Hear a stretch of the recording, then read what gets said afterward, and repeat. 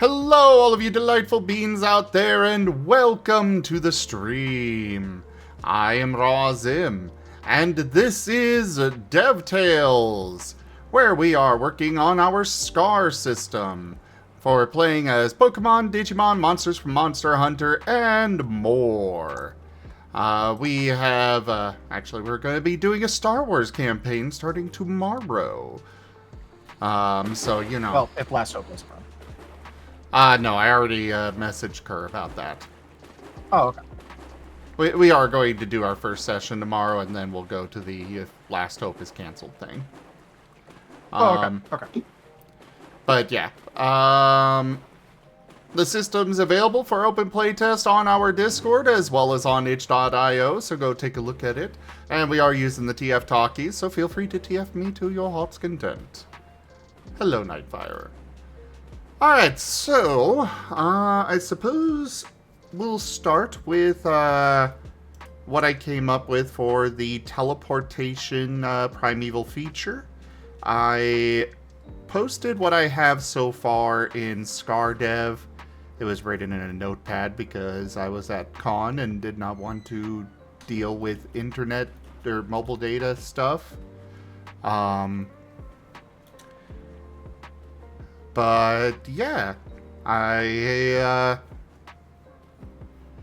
have some notes for that and want to know what you guys think. You said you put it in ScarDev? Yes. Yep.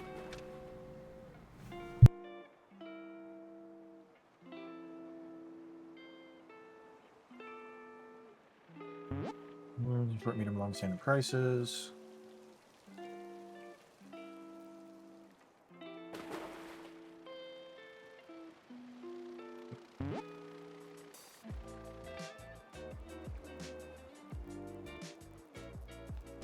Yeah, so I went with standard prices on the ranges.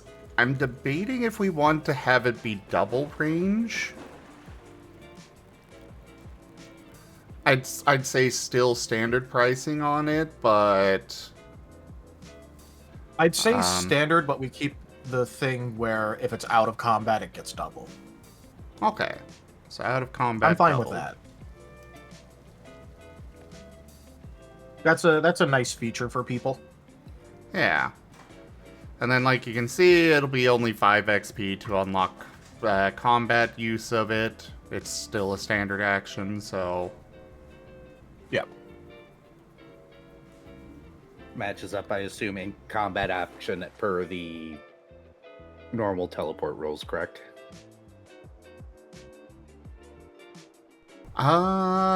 It's actually slightly more expensive, I believe. Okay. 25, 30. So 27 for the move version, 30 for the feat. Gotcha, okay. In combat. Yeah. Also provokes an AOO, so okay, I see. Yes. Yep. So actually, I do want to double check something. Like I said, I was working at this at the con, so some of it is... Yep. So with the actual like current move teleport stuff, it functions like this does currently, except no AOO, and you're able to do the obviously in combat already. So we might want to remove the double range out of combat from the move version of the teleport. I would agree on that. I was going to suggest the same thing.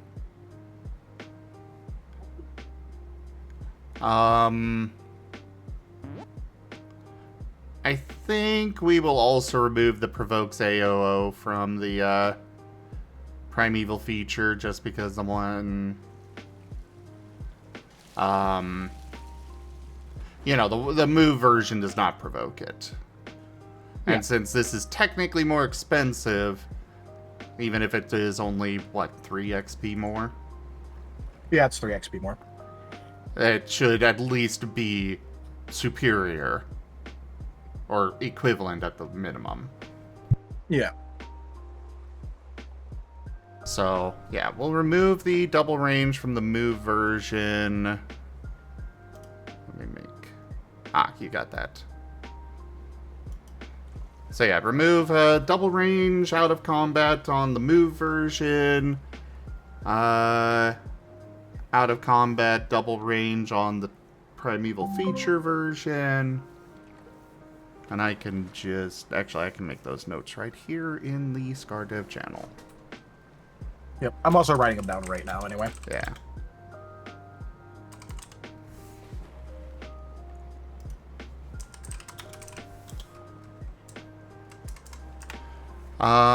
Then I also had the idea for 15 XP that you can make it where you can go up to a mile per attribute scale.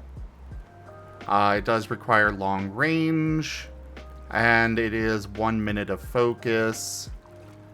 But you can also go further and further by spending more time focusing on it. So yeah, if you wanted to teleport like a town 50 miles away, all you'd have to do is sit there and focus for 50 minutes. Exactly.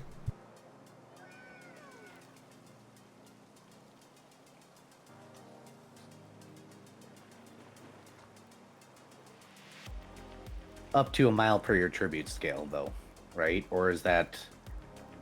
So Per that minute. is per minute. Yeah. Okay, Okay. I see. So that's a time. Okay. That makes more sense. So, you know, you got attribute scale 5, then you can go up to 5 miles per minute that you spend focusing. Hey, Silvershot.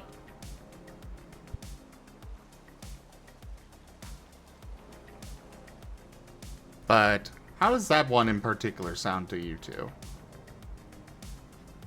I mean, I like it. It gives long-range teleportation, like actual legitimate long-range teleportation, a thing with it. Without it being like, okay, well, I'm in combat and I'm about to teleport 15 miles away and nuclear strike you. Yeah. Although I guess you could still technically do that, but you'd be letting the opponent wail on you for like 10 turns straight. And at that point, if you can survive being wailed on without reprisal for 10 turns straight, you probably would have won that anyway.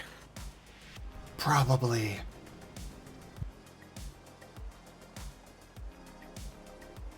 And then, of course, I went with the standard costs, you know, for additional target. Which we should probably put a note on the move version that you cannot, even with additional target, you cannot bring an ally or anything with you.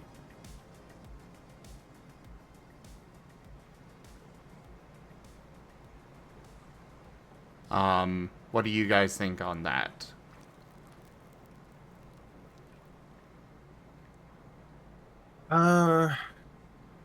Or should we just allow them to be able to use the move version and teleport allies around?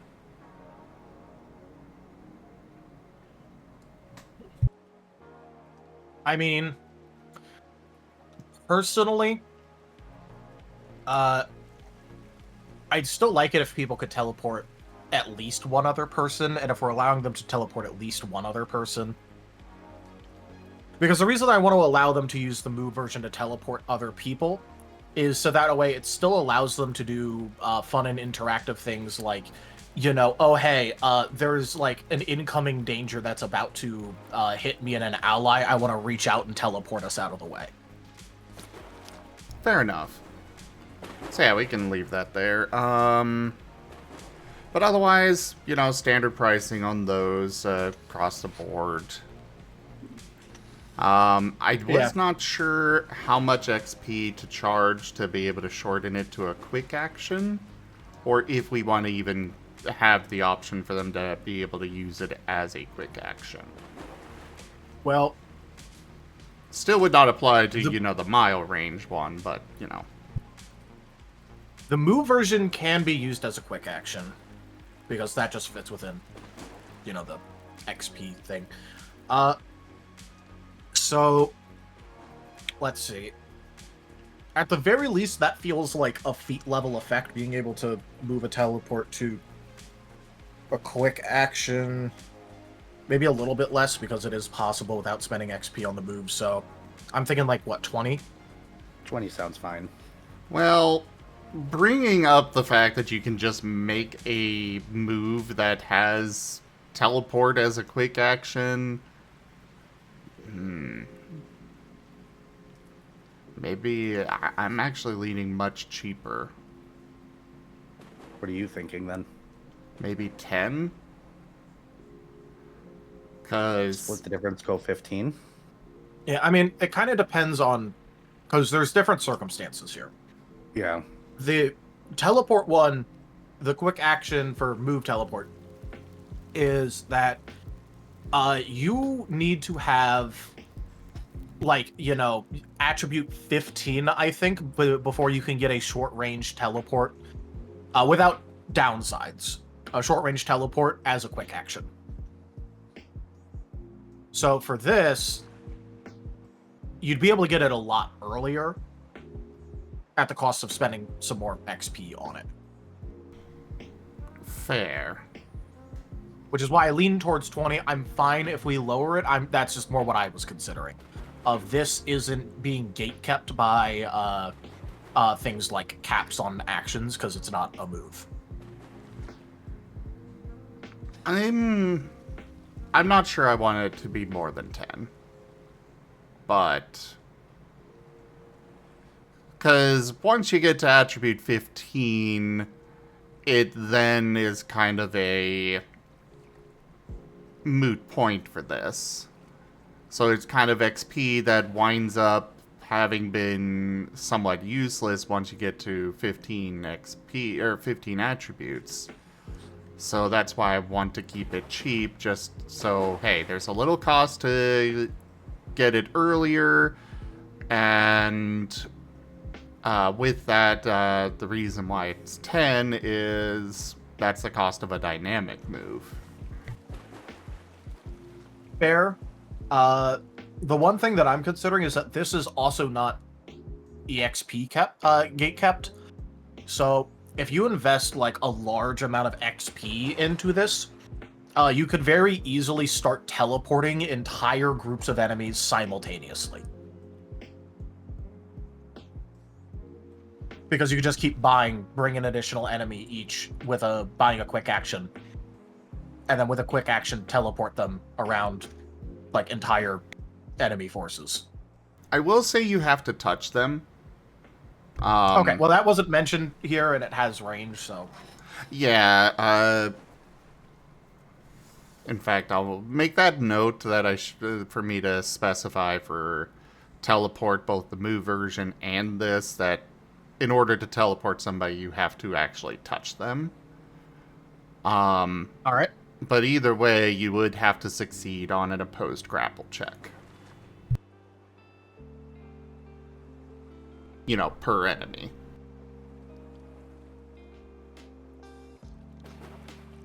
Question on this primeval feature. Could we possibly get a landmark teleportation? That's faster.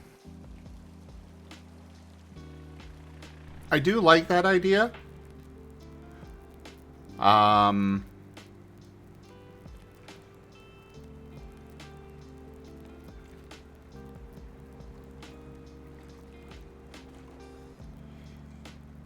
You know, that's a fair... Okay, we'll get back to your question, Vari. I do like the idea of people being able to have, like, teleportation circles that they can get to faster.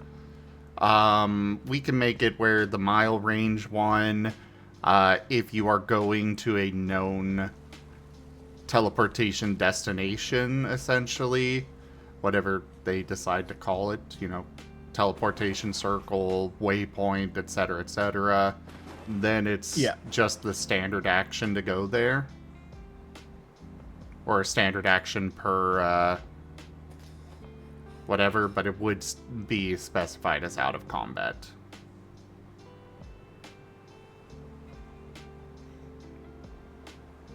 But either way, teleporting far is going to be very easy with this. Yeah. I mean, I'm fine with that being a thing, especially if it's like, especially if we just make it so that way it's like, okay, so the the requirements for what counts for this is kind of like up to the storyteller and is like, with whatever world they're using. But here's how it works. Yeah, yeah. Because, obviously there's going to be some worlds where it's like, oh yeah, no, like every town comes equipped with a teleportation waystone that lets you go to any other town hooked up in the network. And then there's other ones where they're like, teleporting, what's that? Yeah, that is a if they have it kind of thing. Yeah. Alright, so first off, let's move back to the quick action. You guys good with 10 XP on that? I mean, I guess I'm okay with it. I'm not like happy about it, but like, and I don't think that that's going to be the thing that breaks I don't think that's going to be the straw that breaks the camel's back. Yeah. Agreed. How about we make it 12? A little That's bit more, but I would be happy with 12. So for the mile range one, OOC can use to teleport to a teleportation destination as standard action.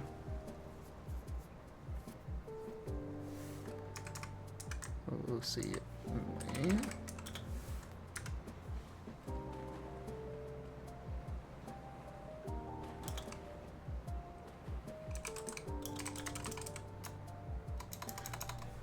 To a known teleportation destination. Do we want to make it where they have to know about it, or that they have to actually have visited it before? I feel maybe visited before. I will say visited before without a check, and maybe like with a check you could go to a place that you haven't, with the understanding that don't botch that. That's what I was thinking. What kind of check do we want it to be?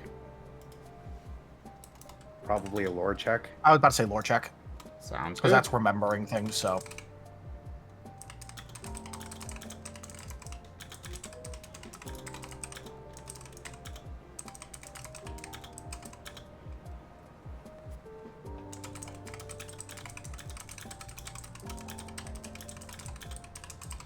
All right, got that put in here. Then the Gone to Plaid. Basically it's zoomies. Just an extra version of zoomies. And that's why I made it 25 XP, or, it's the same thing. Except a little bit more, but because you can use your evasion to avoid one movement-based attack of opportunity per round. But I still felt that 25 XP was fair because you have to spend at least 25 XP to even get the option to get this. But what are your guys' thoughts on that? At the very least, I don't know about rolling evasion. But, and another option is, they can treat it like they've used the dodge maneuver against one movement-based attack of opportunity per round. I like that. Yeah, that's more well-written than special rules. Yeah. Yeah, because dodge is really good anyway, +1 to your evasion scores and +1 difficulty on accuracy to hit you, like...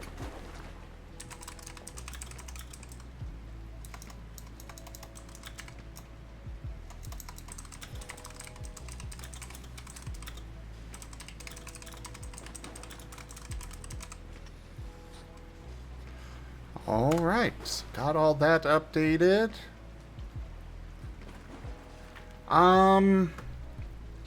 So Vari did bring up a good point here.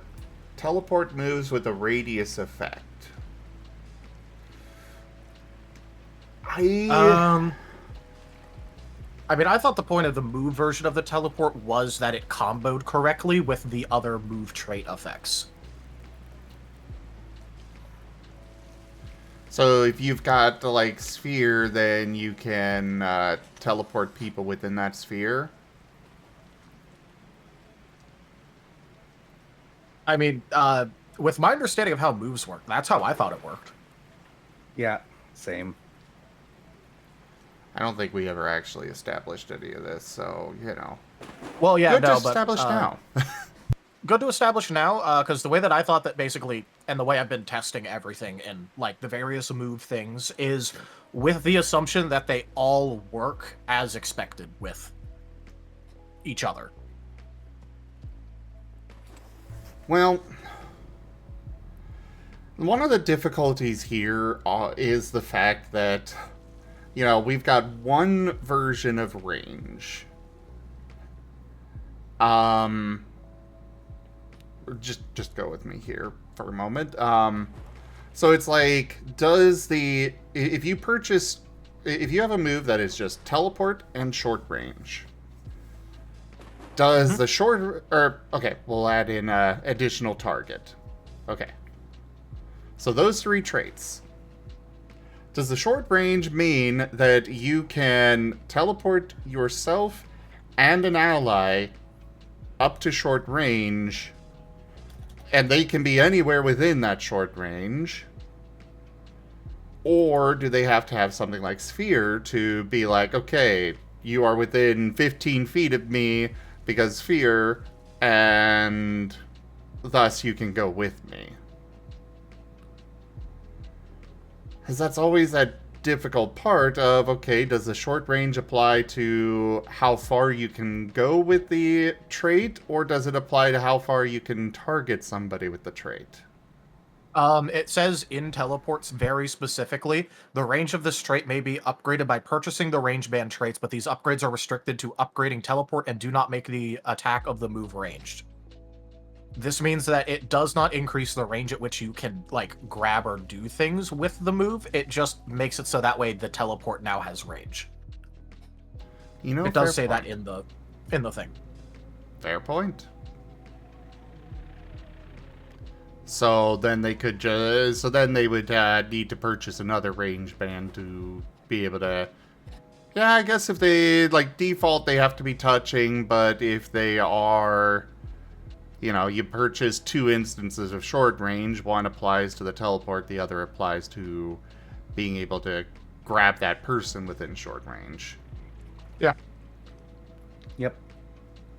That's why whenever I test things, I just go, it works as specified and expected, and it just works. It's also why I love that we actually have it explained out here, because it lets me look at them and go, okay, it says this, this, and this, so this is how it works.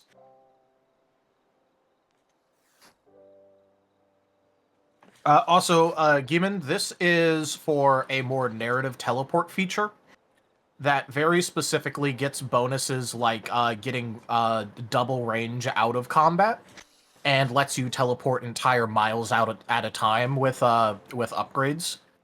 Yes. So this is the thing where it's the out of combat version, and if you just want to have some combat mobility using that teleport, it's just a small little tax to unlock that, because it's the narrative teleport feature versus the dedicated, like, oh hey, this is for, like, moves version. Yeah, this one isn't intended for combat use, but you can unlock that. Whereas the other one that's on the moves is intended for combat. Yeah, it's a 5 experience cost to make the narrative version work in combat, and it has less. It's not restricted by the experience caps as heavily. Yeah. Also, well. one important part is that with that 5 XP tax, it is all of 3 XP more expensive to get the teleport in combat. Yeah, so we're we're currently referencing the document to see what teleport does for moves currently specifically, so we can know and answer some questions and iron out some edge cases. Yeah. Do we want to change the name of either the primeval feature or the move version just to differentiate them? I mean, as much as I'll still make fun of this because it's the name of a job, we could rename the feature version to the whole like porter thing. True. Alternatively, we can change the move version to something like shift or jump. Yeah. We already used blink, so we can't use blink because that's the other real good one. Yeah. Actually, Google, come here. Teleport synonym. Elsewise, you could always use that silly X walk that you hear in lots of tabletops. Shadow walk, forest walk. Transmit. Oh, I looked over. Gimmon made the same suggestion. I'm not sure how I feel about transmit.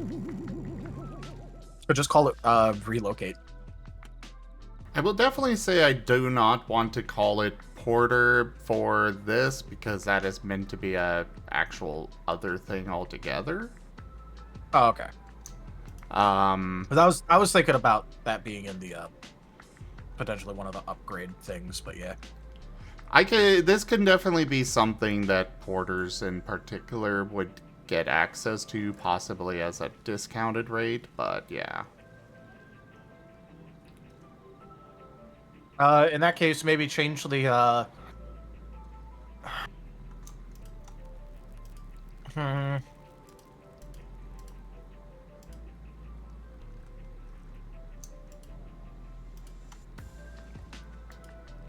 So in that case, do we want to stick with the move trait being with teleport, or the feature being changed to being stuck with teleport? I would say the feature. So I want the feature to be called teleport. Yeah, I think the feature being teleport would be better. I'm okay with transmit for the move version. Yeah, transmit, relocate, reposition.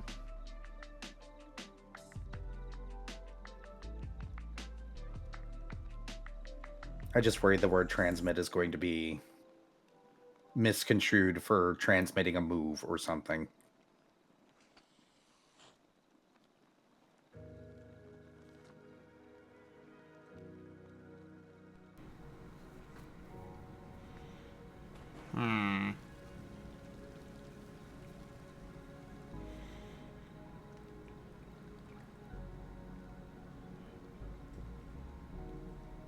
Hence a suggestion like shift.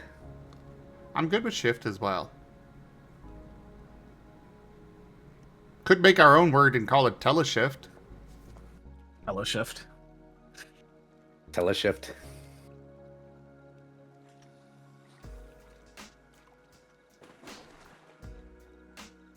I mean, people will probably make a little bit of fun of us for it because, you know, teleport is right there, but we could explain that's because it's used in a different thing already. Yeah. And I mean, we're probably going to get made fun of for the fact that we have so many memes and references, like Gone to Plaid. Yeah, but then again, like, you know, we literally have a feat column called meme. We're We gonna get do. made fun of no matter what, so Exactly. whatever. So I'm teleshift. actually okay with teleshift. Don't want to Gate do. and Rift. Yeah, I don't want to those are do Gate or forefront. Rift because those imply that you are opening a portal or something.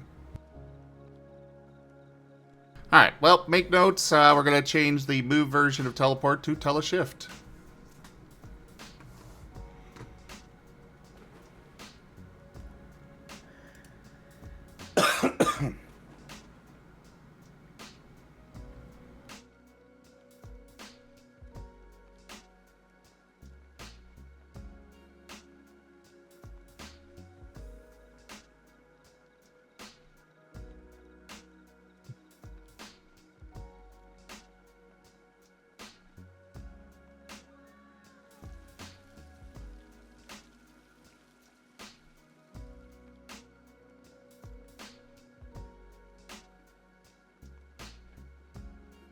Just want to make sure that was noted. Alright, so next up on the to-do list... I think I already put that in there for now, but I did want to get your guys' approval. Yes, I did. I kind of, when I was writing all this up, under the natural defense, I did get another idea for the faster than fast pause. Of allowing you to purchase that to reduce the evasion penalty from whatever natural defense you have by 1, and then you can repurchase it to continue reducing it to 0. That's on page 113. The cost that I had in mind for that was 20. But I wasn't... It also... I'm not sure if that's a little too high or whatnot, but wanted your guys' opinion on that. It's already official, but we could still change it. It feels a little high to me, personally. Yeah. I don't know what Tel thinks. I'd say probably 15 to 18 is a more reasonable range on it. I was actually thinking maybe more towards 10. Well, because the thing is that I guess it does let you get rid of the evasion penalty, but that's also like the thing that is most impactful about armor as a negative. It's also only one at a time. It is only one at a time. So, you know, after you take this a couple of times and you're taking a 3 evasion penalty, that's still 30 experience to get you back down to 0. That's still quite a bit. Yeah, I'm because kind of leaning towards 10 with Era there, but go ahead. Well, because the thing that I'm thinking about here is just that this would make it, for example, I believe for medium armor, it would be 30 XP, take no evasion penalty. Which, like, I don't know how I feel about that for medium armor, but that's... I mean, I guess we could always put it in as 10. I don't think that'll be too much of a problem. It's just... Yeah, I just don't want to put it too high either, though. So, like, we could push it to 12. Something else to consider when we're making the cost for these is that the advantage of artificial armor, you just buy the feat for 25 XP and you're good to go. I mean, yeah, there's a monetary cost, but money is not really a problem in general. Yeah, I mean, there's other things with it, but yeah. Yeah, there are other things with it, but it's still a matter of this is XP that you could be putting towards offensive stuff, which is why there's that advantage of artificial armor, because you just buy it for 20, you buy the proficiency, you buy the armor, you're good to go. There's no XP investment beyond that. Whereas with this, it's you even getting it in the first place, you're spending 25 XP plus all this other XP to upgrade it and such. So that's why I'm with Era there on reducing it to 10.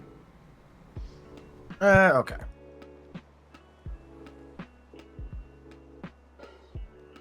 But otherwise, you guys are good with that trait? Yeah. Yep.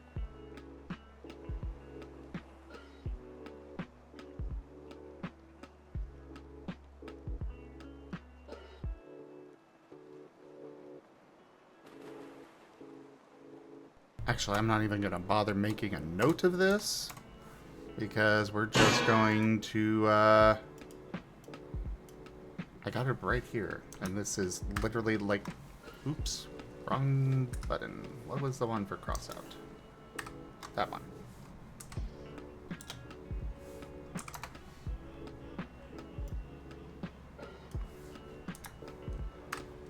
gonna leave the old one in there, and then remove it with the next update. All right, so I'm not angry about that. What I'm angry with is you have swapped the positions.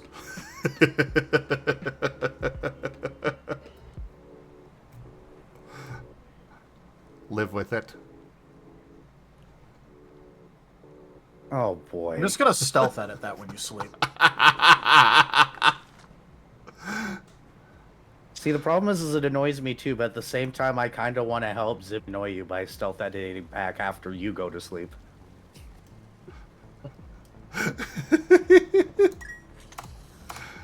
All right, but yeah. Next up, what happens if integrity goes below 0, or can it? This would also apply to evasion, such as with size categories. So I think we already covered that with Hitstone by saying it didn't. Yeah, I was underneath the assumption that it doesn't go below 0. I think we had this discussion with Hitstone. Okay. So no matter what, it's just going to be at minimum 0. Okay.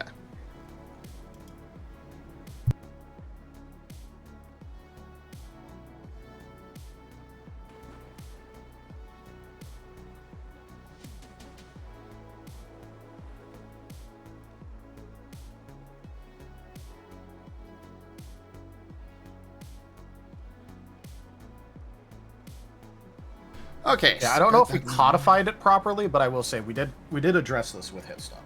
I couldn't remember, and I don't think we ever codified it in the book. Alright, we've already gone over the primeval teleport. So the next thing on the list here is, do we want to bump up the starting XP? I'm kind of leaning towards 100 XP to start with.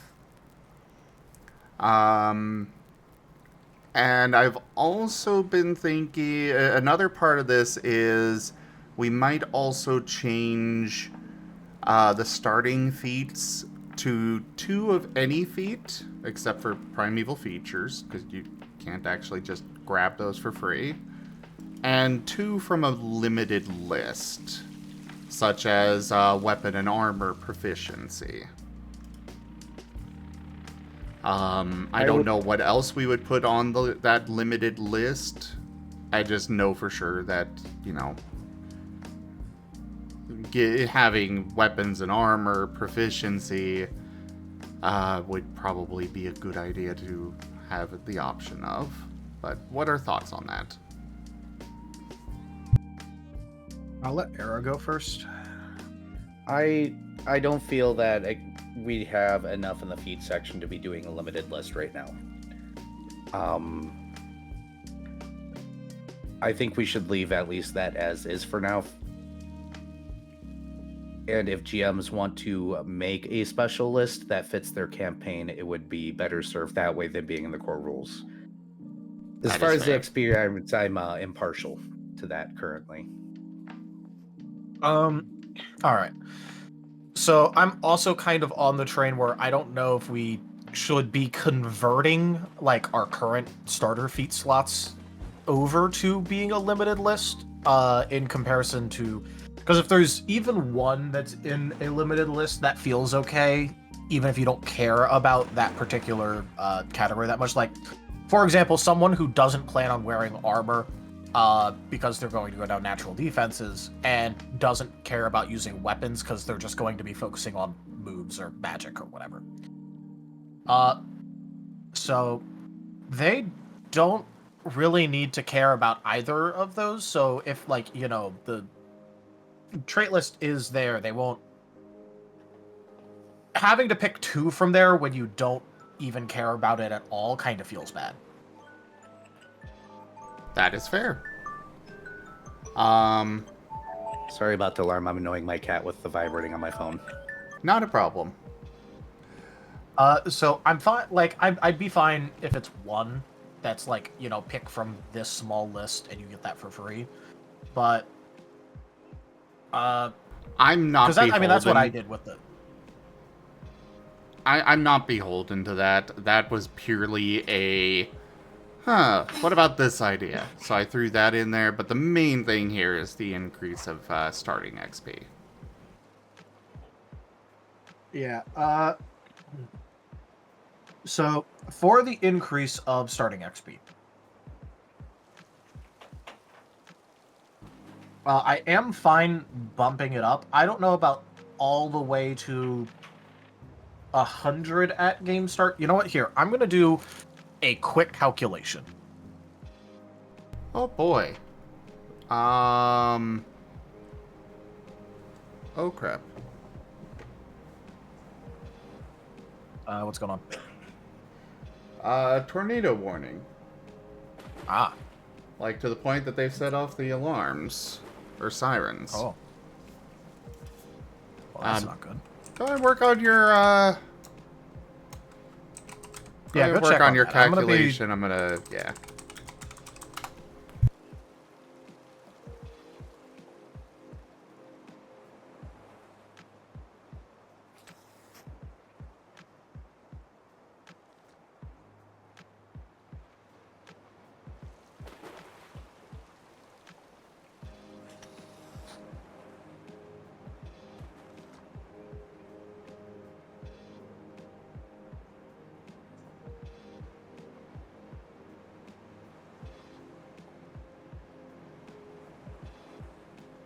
Yeah, it was a tornado watch originally, but now it is an actual tornado warning, which means that there is an actual tornado somewhere in the area. Yeah, I can hear it in the background distantly. Yeah. While you guys are figuring that out, I'm just gonna go prepare my boogie bag, I think is what they're called.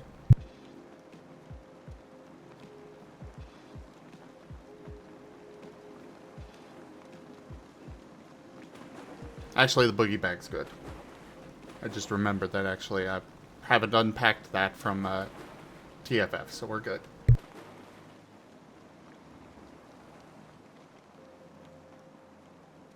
Okay. So...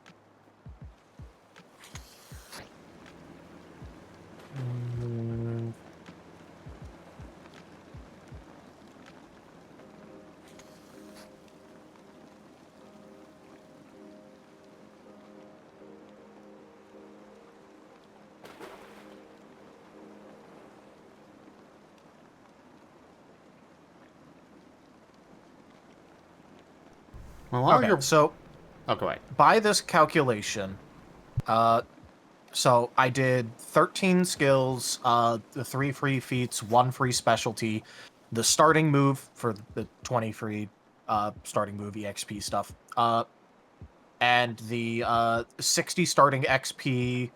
And just to throw it in, because I don't know if this got implemented, but we talked about it and we liked the idea of it. I'm gonna chuck in, technically speaking, the 15 like specialty XP, not specialty, whatever, signature XP. That one they don't get access to until attribute 9. Okay, they don't get that till attribute 9. Okay, At least I'm... fair enough. It was one of those things where... Actually, did I write that in there? Okay, I only wrote down sometime after character creation. I'm going to clarify that to at attribute 9. But the reason why I wanted to do that was to, hey, give your character a chance to actually be a character. And also, one less thing to throw at them at character creation. Yeah, that's fair.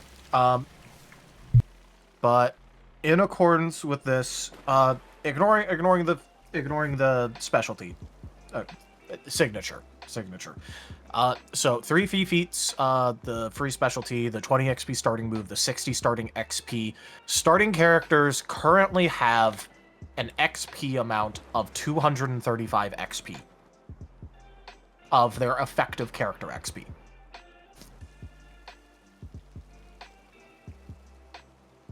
Just so I wanted to like undiscount everything in order to figure out what the actual value of a starter character is. You know, a thought, Zim, instead of upping the experience.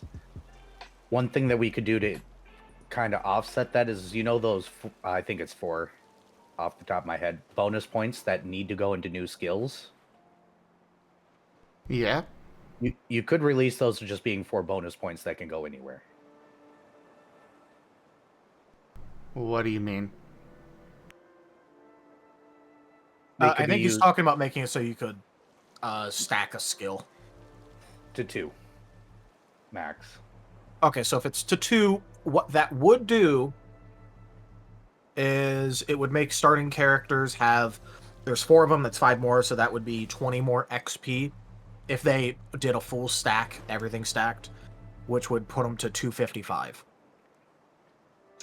The only thing about that I'm not sure about is that would introduce build stratification.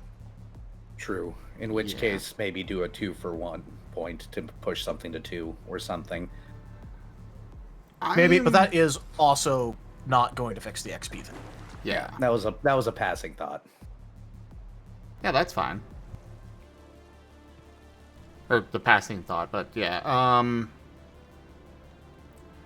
Part of why I'm saying 100 is it also kind of makes it that nice even number that lines up more with what your expected attributes are, or your expected XP per attribute is.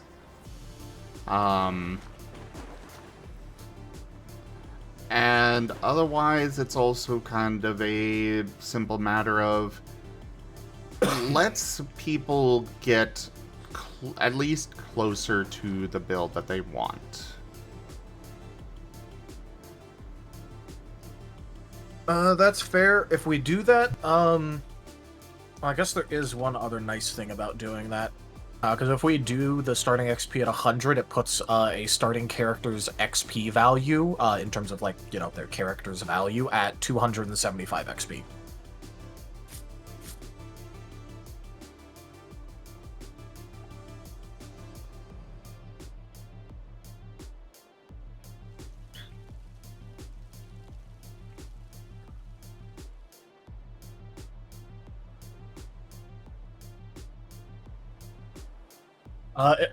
At least for me, I guess I'm fine with that. I was thinking more something like 80 to start out with, but... And the reason I picked 80 is because that was on the low end for the next attribute thing.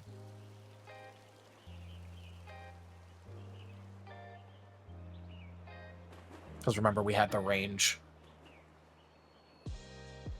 of 80 to 120, so I picked the low on that. But picking the medium is pretty reasonable, too. And it's that nice even number for people. I think that that it's an additional 40 XP. I don't think it's going to break things. And even still, when we first put in that 60, that was before we had things like primeval features and... Zim, that was before we had things like actual, move creation. That was back when I made the list. That was forever ago. It doesn't feel like it's enough anymore. That is fair. We, I did want to bring up, a while ago, and, we kind of brought up, but didn't really address too much, at least with, immediate things. We did kind of make EXP deflation a thing.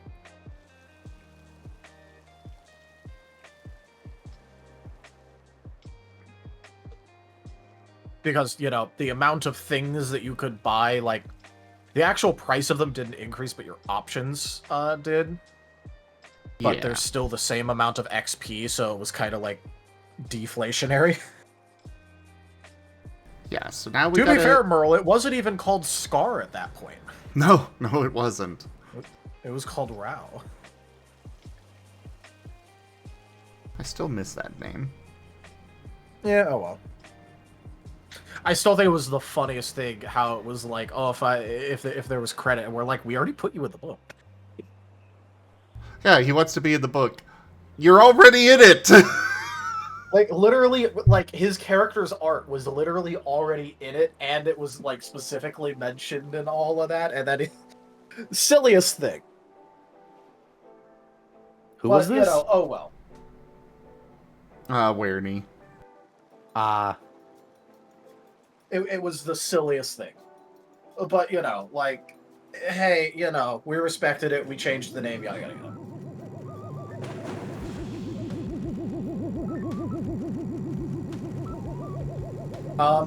But yeah, no, I'm fine giving a bit more starting XP. I'm just a little bit stingy with that because if we find out that it is a problem and we need to take it away, then people would get really mad. We'll put in a note that this is a trial thing, that we are going to be seeing how it feels, and, well, lucky for us, we've got a campaign that's starting tomorrow that they can take advantage of it. I know it's not officially live yet, but we can still give them access to it. I can still give them access to it. Oh my god, I'm gonna have to, like, push so much stuff to get everyone's character sheets fixed again. What do you mean? Oh, well. Oh, because there a bunch of people asked me for help with their sheets in order to help spend their starting XP. Oh. Well, do remember that we're trying to avoid walking them through stuff because we want to make sure that they can understand the book. That is fair. Generally, what people were asking me for was advice recommendations because, like, the feats list is very long, so it's like, hey, what do you think makes sense for my character? I'm sorry, Tell, I have to mention this. Advice or recommendations. Are you going to make a game?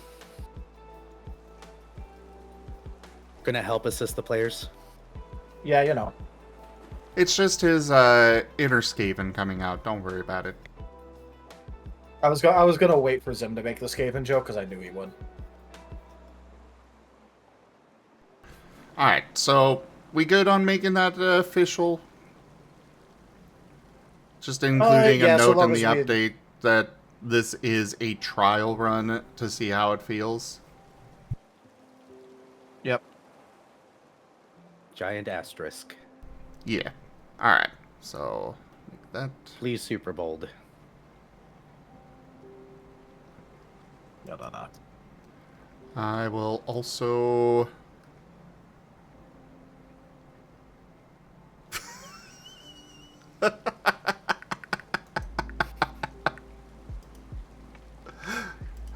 I went to go make the announcement in Piercing the Veil and came across this little gem. Where's my share thing? I thought you were laughing at the quote because I looked down and Gimmon did a quote for Synths and Dragons and it says Tayo butt goes blub blub blub. No, this is what I'm laughing at.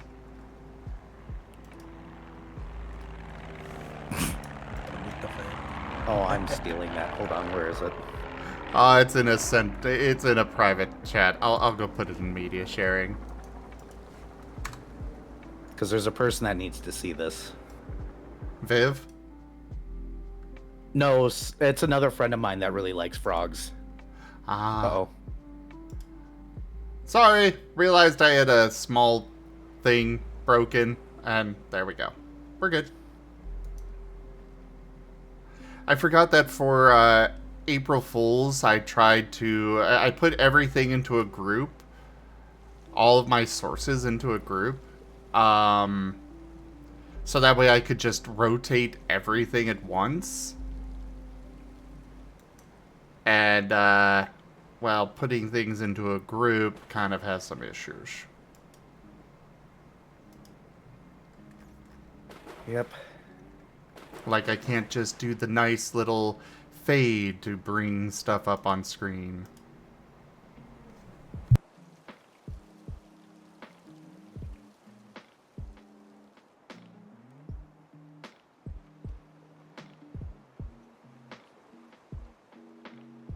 Alright, so yeah, let me go make that announcement for Piercing the Veil real quick.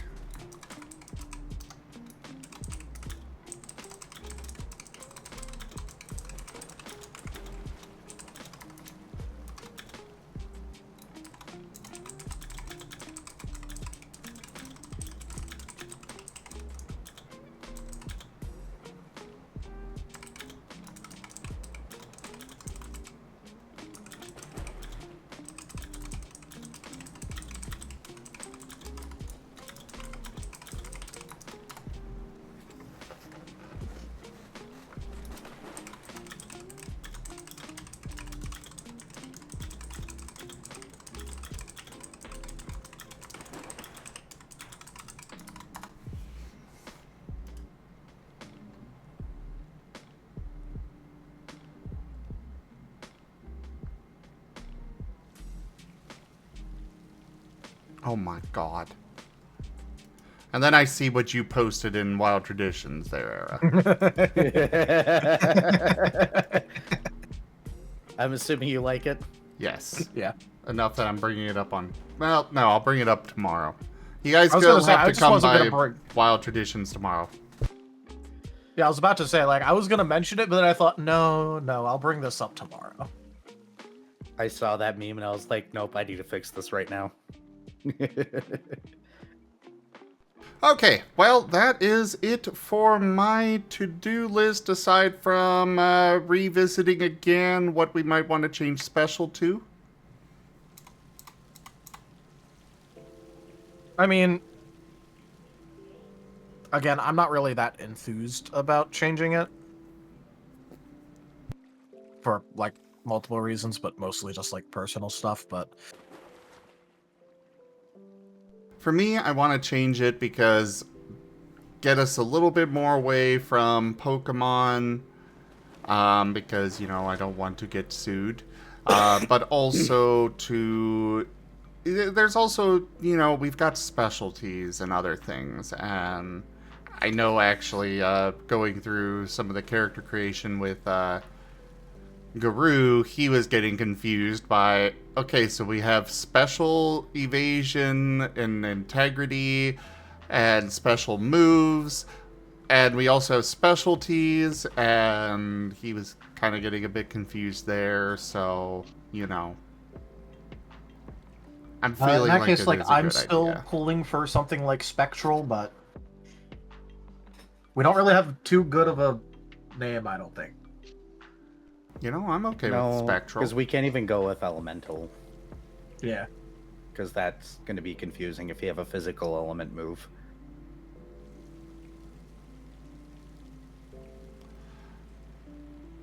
I mean, I think Spectral's good.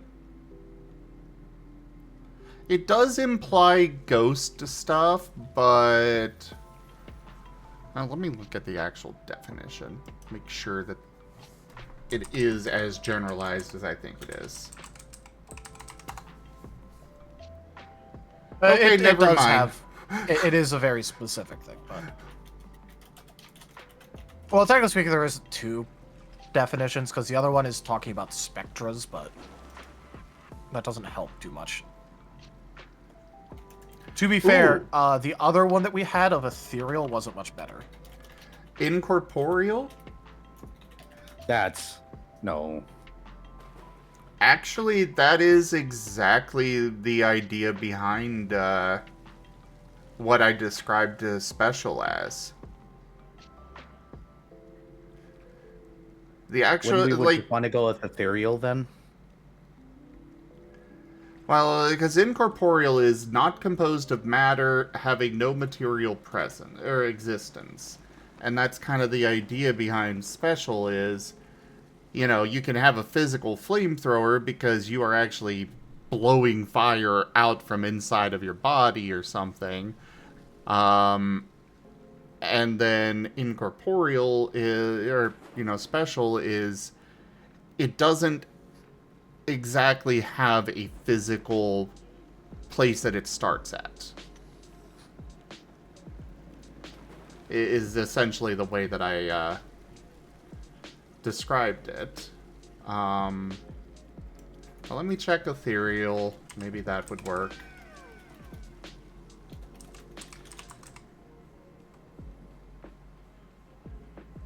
Ethereal, extremely delicate and light in a way that seems too perfect for this world. That's a weird... Other because definition of it. Yeah. Of a solution having diethyl ether or as a solvent. Wow, apparently it's not giving you... It's light, airy, or otherworldly is typically the words that are associated with it. I don't know why... I mean, literally one of the very, like, specific things about it is, one of the definitions is lacking material substance. Well, I mean, we could go with incorporeal or we can go with ethereal, but I do think that this is something that we should figure out because it's going to influence the character sheet update. Yeah, well, to be fair, I'm already going to have to spend like a month or two doing character sheet update stuff because of all of this stuff we're putting in, all the stuff we're about to put in, and if Raijin gets the perk system thing ready. Because I'd also have to put in something for the perk system.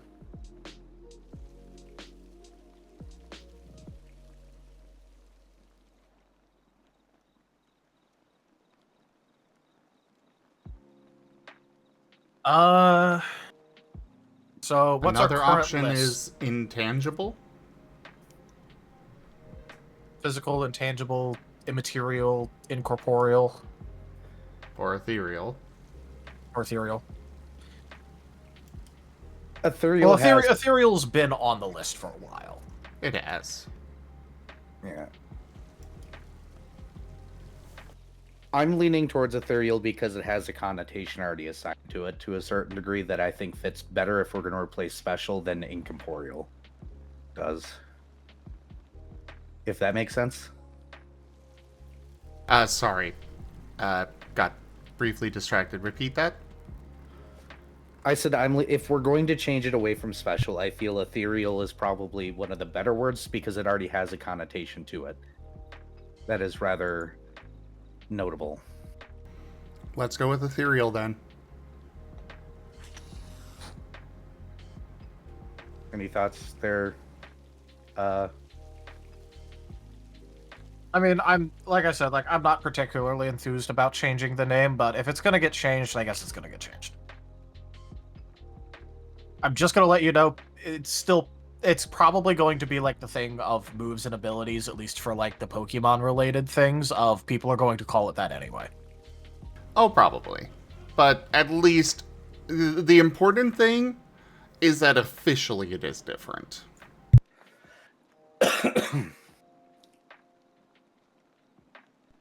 Legally, it is different. Just like people call, storytellers DMs. Legally, they're not allowed to do that.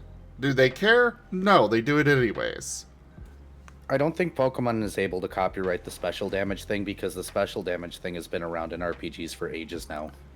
Yeah. It has, but it's also one of those things where the context we have of, enough stuff that's just enough. Yeah. It's one of those things that they're not going to come after us specifically because of special. But they could come after us because of that in addition to everything else that we've got going on. So, wanted to move away from that. And there's also that other side of things of specialties.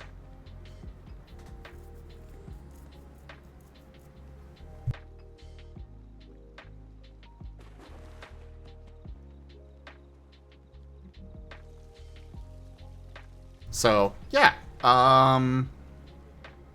We will officially do that change then. For the character sheet, I'm going to keep them in the same slots, even if it's not alphabetical. I'm okay with that. Because body comes before mind. That is A-okay with me.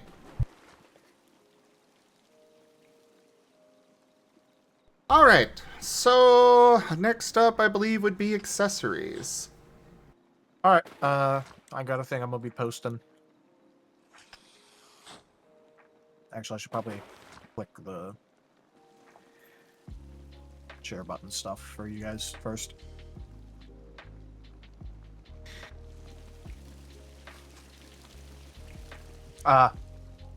Viv saw the thing. Or did he? Yep.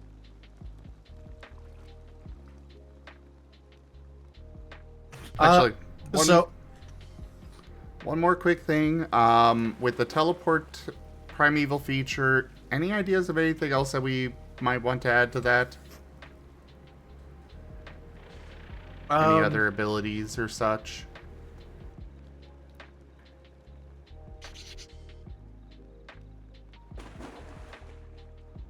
Currently, no. My My one No, brain I space already ad swapped was my in there. brain track. I swapped my brain track away from stuff like that a long time ago. I Fair wasn't enough. thinking of anything.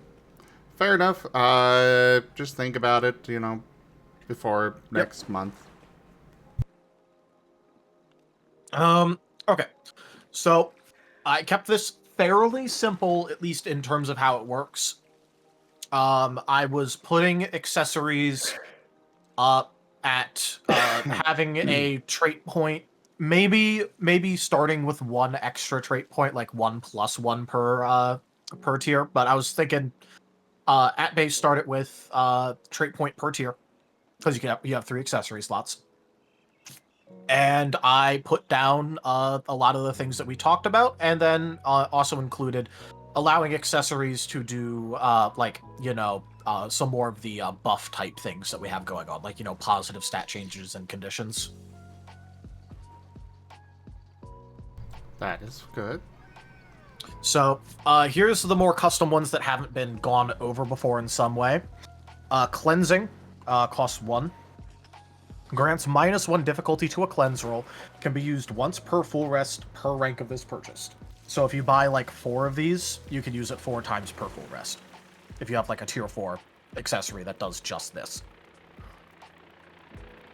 You can do that as a free action. So you could, technically speaking, spam a bunch of it on the same cleanse roll, but you're using charges on that cleanse roll. Because you use a charge per time you use it, so you can jam this one, but it only gets used on a single roll. Next up is Averting, which grants +1 soul save against a condition. Can be used once per full rest per rank of this purchased as a reaction. So let's say someone is rolling a condition against you. They get equal to your soul save, so you'd bump it up by 1 in order to make it so the condition doesn't apply. And you get to use it as a reaction. Which means if you have something that gives you multiple reactions, technically speaking, you could use this multiple times. But again, you only get 1 use per full rest per rank of this purchased. Steadying works the exact same way, except against stat changes, and you get 2 of them per full rest. Because stat changes are less EXP intensive, so I kind of defaulted to that being a bit... I couldn't make it cheaper, so instead I just doubled the charges. Which one are you referring to? Steadying. Oh, steadying, okay. Right here. Next up is Rooting. Grants +1 soul save against a force movement effect.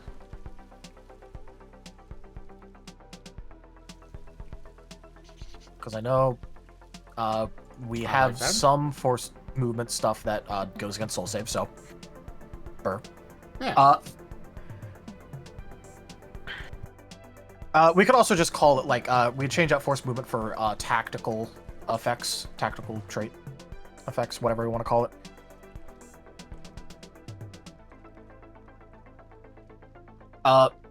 The bracing one turns a crit from either a condition or stat change into a standard success. Can be used once per full rest per rank of this purchased reaction. So that's the one where we were talking about it going like, oh hey, you got crit by a condition, you didn't, but the condition is still applying. Okay. So those were the more customized ones that I thought up for this as good and healthy ways for accessories to interact. Because remember, you get 3 of these things. Yes. So if you have 3 tier 3, accessories, you have 9 trait points to play around with effectively, without even getting into like some of the negatives. Next up are the various positive conditions. All of them cost 2, except for Hasting, which costs 1. They're all limited to tier 2, however. They grant 1 stack of their related positive condition, and it's used as a quick action, which is very nice, and can be used once per full rest per rank of it purchased. So, for example, you could get one where it gives you a single stack of amped as a quick action, but like if it's a tier 2 thing, it doesn't really have room for much else. But it's a nice once per day, I just need to get a little bit of extra value or something, you know? How are we feeling Yeah. about that? I'm liking it. All right. Next up is the subtle trait, which just makes it so that way the accessories have the stealthy effect if it applies. Because sometimes you don't want to give away that you're buffing.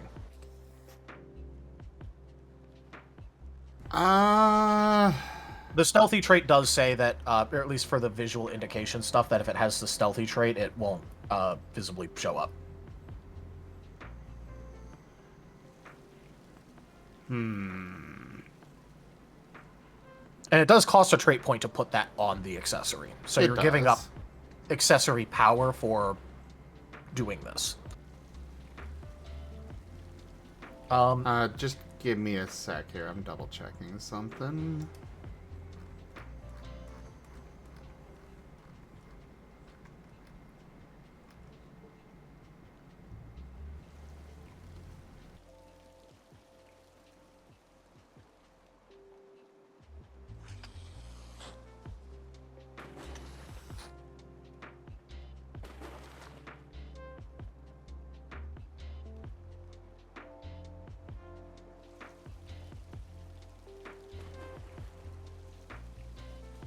So the stealthy trait does not actually make it so they can. Actually, we might need to revisit It does in a different that. section.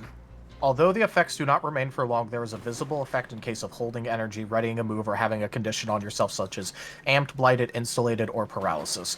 It could be sparking energy around you when you have a stack of amped or a shimmering barrier for protected. The only exception to this is a move used with the stealthy trait while you use it in stealth. Okay, yeah, it is only when you're in stealth. Okay.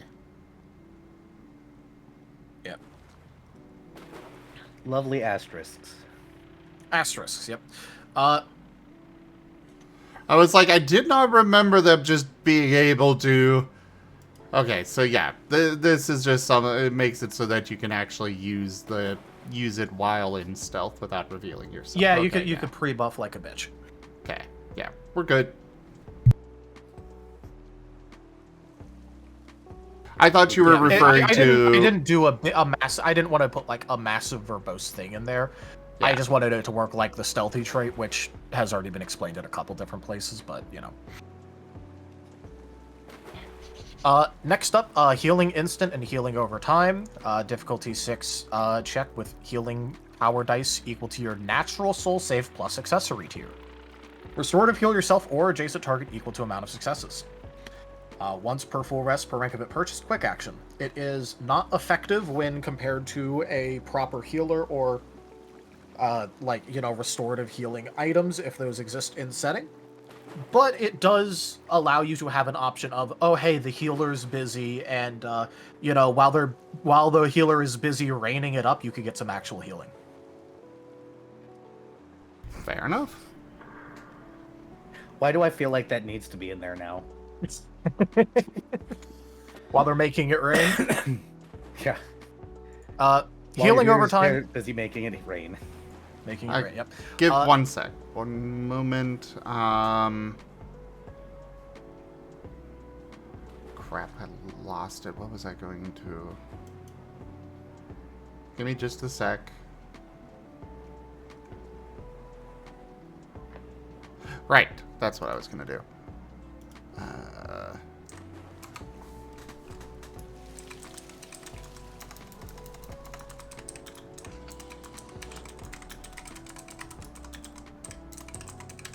I wanted to make a note of something, and then brain lost it for a moment, which was like, no, pause.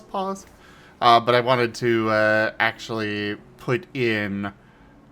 I feel like we should probably have a actual proper condition for stealth. That's fair. So I was making note to myself to do so. All right. Other things I put in, healing over time, receive 1 restorative healing per turn per accessory tier for the next 5 turns. Can be used once per full rest per rank of it purchased, quick action. So if you have a tier 3 accessory, it just gives 3 restorative healing per turn.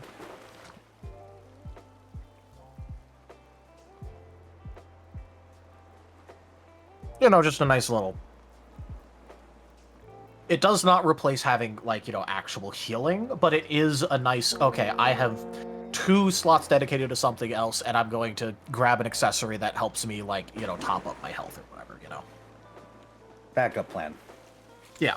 It's like, It's the these are the... healing. My entire thing with a lot of these is it does not replace having, like, you know, actual dedicated effects, but it does help you cover for some of the things you don't have or are most worried about. It is there Wandy is the a- Wonder Wand.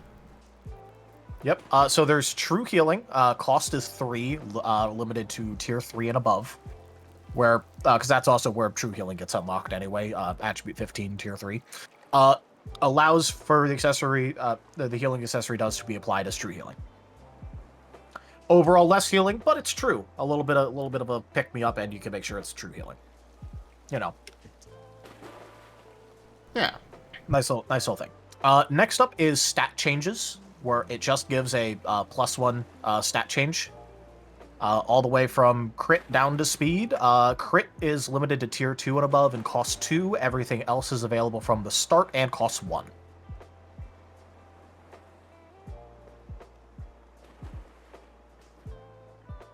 Crit is That's all just a little looking bit good. more limited because it's crit chance. It's Yeah. like, you know, the premier one. Buying it multiple times does not allow you to put multiple on yourself at once. It just means that you can do it more.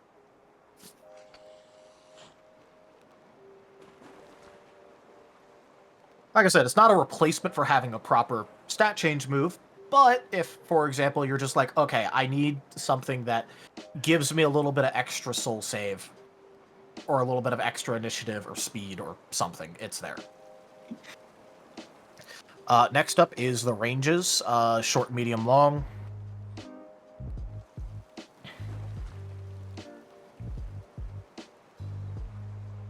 Forgot to put So the to be available. requirements.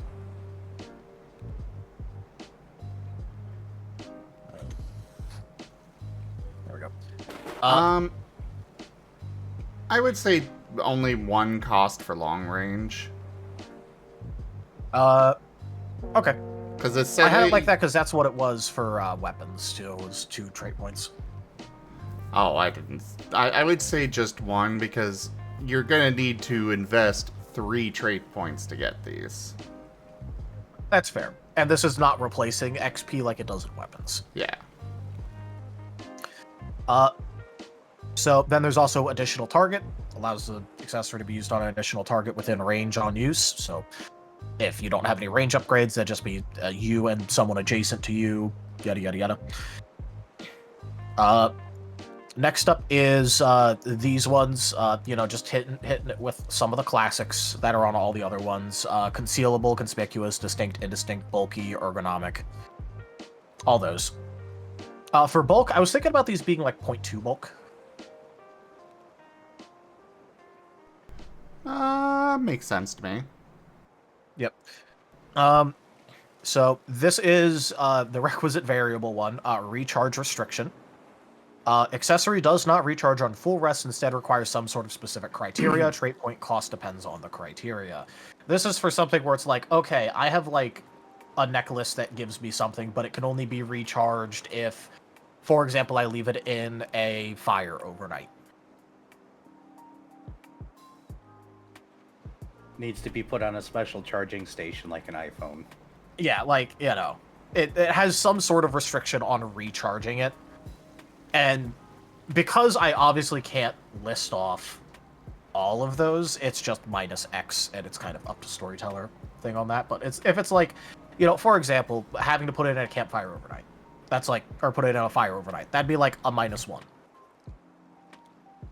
Because there are situations where you can't have a campfire, or it's a really bad idea to have one. But overall, you're probably really easily able to get a fire.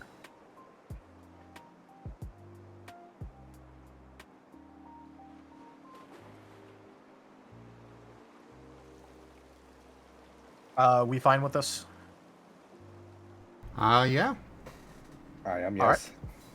Next up is the big one. Quick Charge. Limited to Tier 4 and above. Accessory now recharges on short rests as well. 3 trait points, tier 4 and above. Definitely makes sense for it to be that expensive, yeah. Yep. That's the big one, because you're literally giving up power on the accessory to have it more often.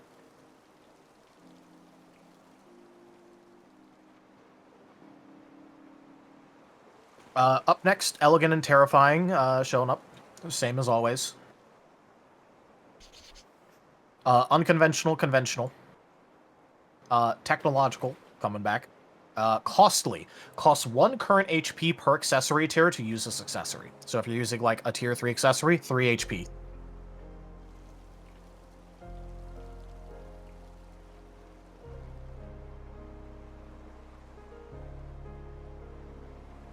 Don't you love blood taxes on stuff? Yeah. I like that. Yeah. And then the last is just more of the standard stuff that I was like, yeah, that makes sense. Where it's just, more durable, fragile, common repair, exotic repair, sturdy, flimsy. Same as it was in all the other ones, except there's no weight classes, so the durable and fragile are more streamlined.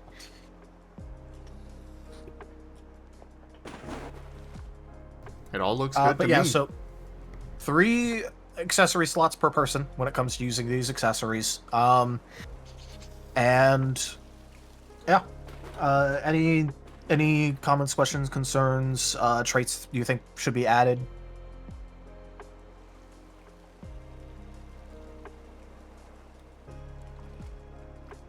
Currently, it looks fine to me. Go ahead. I think some interesting ones we might consider would be more offensive options, such as the ability to add a negative condition to an enemy alongside an attack. Yeah, I did consider that, but I didn't want to include it on this by default because of the whole, we didn't really discuss that originally, so I didn't want to, like, just throw it in there. I was thinking about that. That is something interesting that we could pretty easily pursue. I say go for it. The other thing... it would make... Go ahead.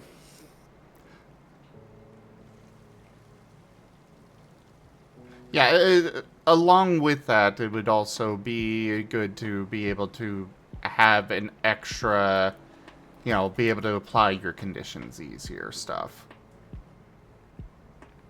So basically everything on there except inversed. Not everything. A handful of the things. Yeah. Probably just the conditions and stat change. Well, when I say the conditions, I mean being able to apply the condition list as, like, offensive things. Yeah. Because I don't think we care about the whole applying positive conditions to the enemy. Not really. But sorry about that. But I can add those in, like, pretty easily. Which is also why I was fine leaving it off, because that's really easy to add. Any other things that you can think of in relation to this? Other than, just to be clear, that the positive conditions, or the things Zim's talking about, includes boosting certain conditions that you apply yourself, right? Yeah. Having a charge effect where you'd get, like, -1 difficulty on application. Yep, that's it. That was the only thing I was going to bring up, so we good. But yeah, no. I wanted to keep this mostly fairly simple with all of this stuff. I think we hit all of the things listed that we wanted it to for sure do for balance reasons. And included a couple, like, interesting little things like the recharge restriction, but,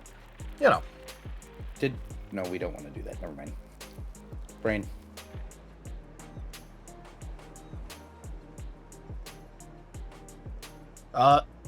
I guess the other thing to bring up in relation to this, I was planning on them being 0.2 bulk. Did we want to make it 1 trait point per tier of item, or did we want it to be 1 plus 1 trait point per tier of item? I think 1 for 1 is fine because you get 3. Yeah. But I wanted to check, obviously. That's IMO. Anyways, if we end up thinking that one is too weak and we bring it up later, that will make people happy. I will say Yeah, that's right. that so far, beginning like tier 1 equipment, I know it's supposed to be basic and replaced very quickly, but right now it's like kind of difficult to really figure out what trait to add. But on the flip side, later on, it's like, well, none of these are really looking particularly useful, at least with the weapons and armor. We may want to figure out some additional ones for those as well, of some kind. Yeah, the weapons and armor one, like I said, I specifically left out most of the more, like, magical bullshit stuff. Yeah. That you would likely care about, like, later on, because otherwise, I would have gotten done with that in 3 months, and we kind of needed it now. Well, we can And move that- into the magical nonsense now. Yeah, the magical nonsense, we can move into it. We have a basis of weapons, armor, and accessory. We know what the shit does. And so now we can start... We have a solid foundation, we can start building it up. For a lot of these, obviously there's no, like, you know, knock it out of the park effects on accessories. But that's also because you get 3 of the damn things, and... Honestly, getting, like, an accessory where... like a tier 3 accessory where what it does is lets you imply inspiring twice a day, and it has, like, you know, a negative of it being bulky. You know, that works, that fits, and you can now apply the inspired effect on yourself twice a day, which is nice, and it can really round out, like, for example, a heavy weapon user or a full action attacker. Being able It's to not- flash cleanse yourself is just nice. Yeah. And speaking of that, that could actually be a trait where maybe. I don't know. I'll think about that. But basically these are not meant to fully round out a character and what they want to do. It's more meant to be like, okay, you get a little boost to either help cover a hole or enable you to do something that you want to do but don't need to do it too often. Like, you know, if someone had a specific plan in mind that required, like, 2 stacks of amped, do they want to spend 60 XP getting something that applies 2 stacks of amped, or do they want to use an accessory slot to be able to have that capability when they need it?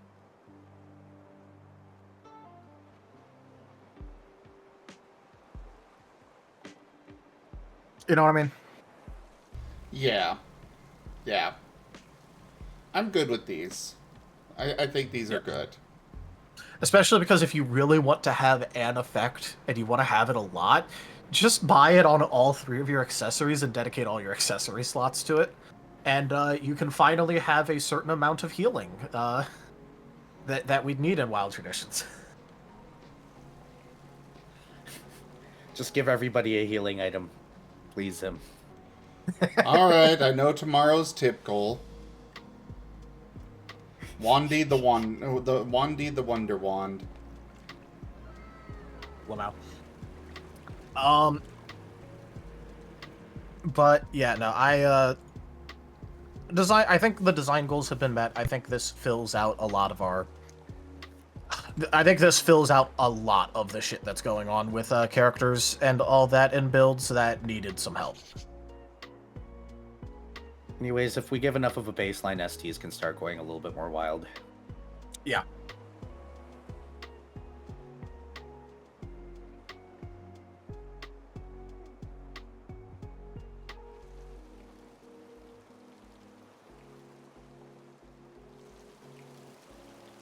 Either way, you know, 0.2 bulk, all of that. We good on this for approving it for update? Yeah, that sounds all good to me. Cool. In that case, I did have one other thing I wanted to bring up real quick. Sure thing. Of starting bulk. I know we just have it equal to body, but I was considering giving it a base value of 1 and then adding your body to it. Oh, hey there, Pro Husky. Good to see you again. How you doing? So, when it comes to bulk, I've been thinking that maybe we should swap that altogether. Or change What it it scales off altogether. of? Yeah. What were you thinking of? I'm currently thinking 2 times attribute scale. The whole attribute scale. Yes. Because we don't have anything that mind and soul are giving you on top of everything. And while it doesn't make as much sense because, you know, body is supposed to be your physical presence and such, it also is one of those, like, let's face it, most people are going to ignore inventory anyways. Yeah. Some people, well, Most some people. very few sparse Hi. GMs like myself Hi. typically force people to use it. Hi. I like Most inventory people won't. management. Most Yeah. people won't. That is fair. 2 times attribute scale.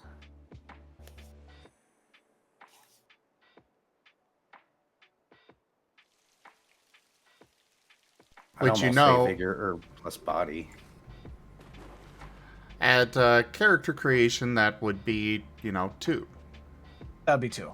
Which would hit the 1 plus, you know, for a non-body investing character, Yeah. currently.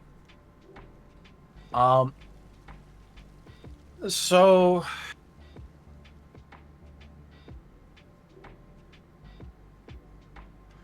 Guru, Wander Meal is a Pathfinder thing that has just become a meme and spread beyond only Pathfinder, or rather, spread beyond only Recallers of the Lost. You can thank Vari. Yes. Yeah, Wonder Meal is a Pathfinder item, very specific Pathfinder item that Vari absolutely decided to meme the living heck out of, and now it's traveled between every single one of my games and now into all of Zim's games. And of course, the one game I've got Vari in, he doesn't care about Wander Meal. He doesn't push the fucking buttons! Look, if you want someone to just push a button, just put Nova there. I was planning The problem is that he'll also probably be immune from the consequences of pressing the button. Yeah. And Pro, I really hope that goes great for you. Glad to hear you're graduating shortly.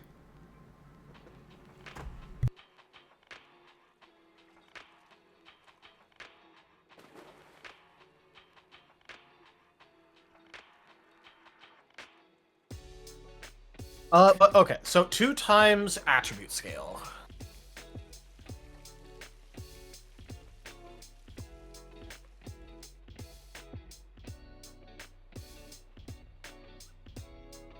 I hope I get to see you before then, Pro.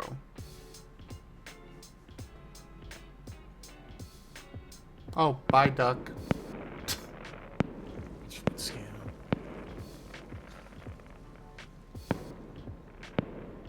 I mean, it would increase the amount of outside of like some edge cases, like for someone like Nova, it would overall equal or increase the amount of bulk that someone can handle. And it does make it a bit more streamlined for characters of all kinds, so thinking about it, I think 2 times attribute scale is pretty okay. And then for that bulk feat upgrade, I guess we could make it so it turns into 3 times. I'm good with that.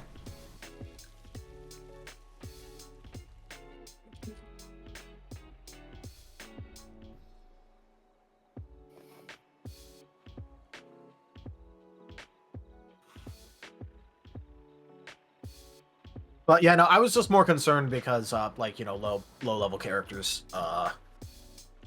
like starting characters, they could afford to put on like a medium set of armor and a medium with a medium weapon, and that's their bulk capacity. Yeah, kind of why I want to increase it.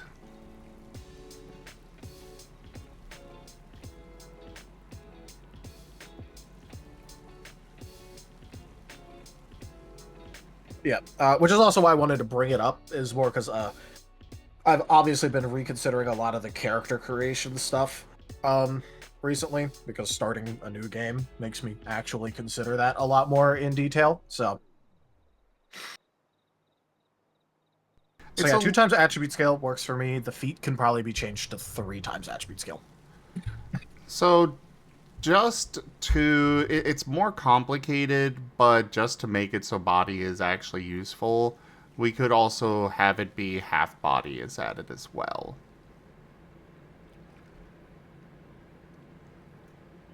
That way those that invest in body feel like they actually are able to carry more. And By the end of it, give a +5, so... yeah.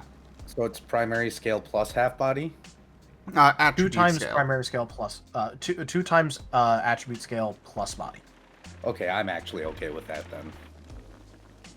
Because Yeah, the body does influence it, and character creation, they would have 3 then.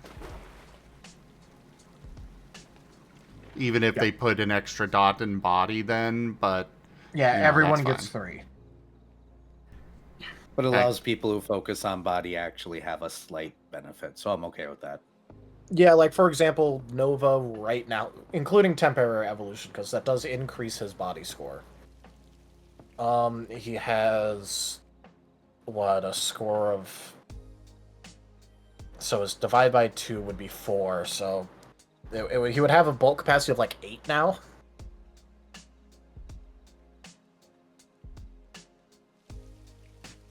But that's for a character that's been, like, almost exclusively all in on body. And has a temp evolution. So, you know.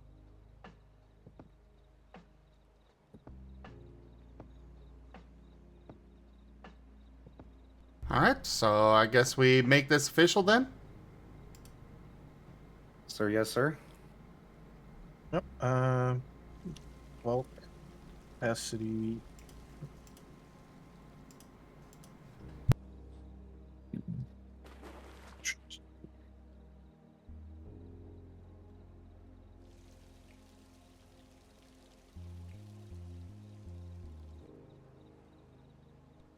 No, Bulk Vari... capacity. Go ahead. It says bulk capacity calculation changed to be 2 times attribute scale plus 1/2 of body score. Yep. Alright. And, Vari, I definitely do not want to make those actual official feats.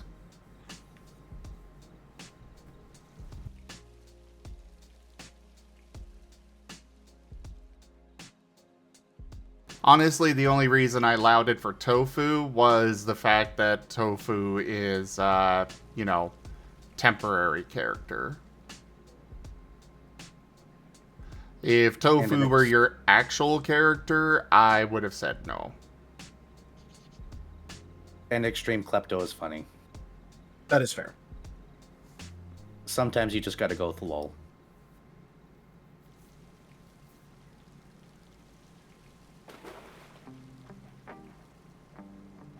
But okay, so the bulk situation fixed. Cool.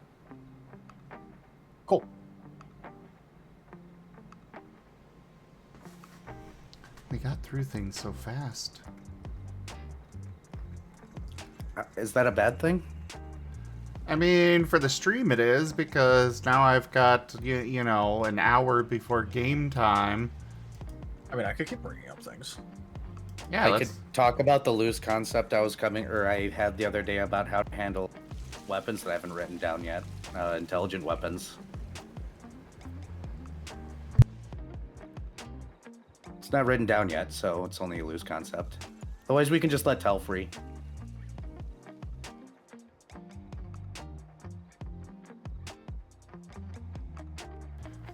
Well, what's the first one there? From me or Era? Era. The intelligence weapons thing has been brought up a couple of times. When I was thinking about it, I was thinking about kind of taking a loose concept of what the companions are, removing some of it or making some of it a lot more expensive, but also associating them with a tier of weapon.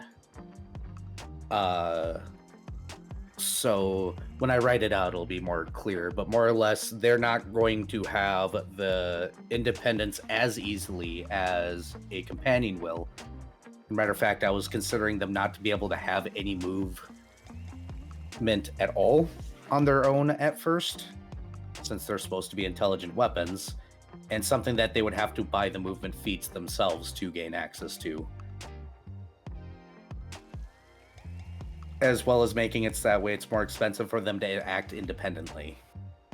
In exchange, you get to use them as a weapon of probably like a tier or two lower than normal, and they would give you access to their move pool that you could use through them. So kind of expanding your move pool a little bit until they become independent enough to possibly use some of these moves limited themselves. So somewhere in between companions and weapons. If that all made sense. I don't know if it did. It did. Okay. It is actually definitely a good thing to bring up because, yeah, like right now we're treating Pyro's Edge as a companion, but for Pyro actually using Edge as a sword, it's kind of like ambiguous, here you go. Well, they've kind of just been combo attacking. Yeah.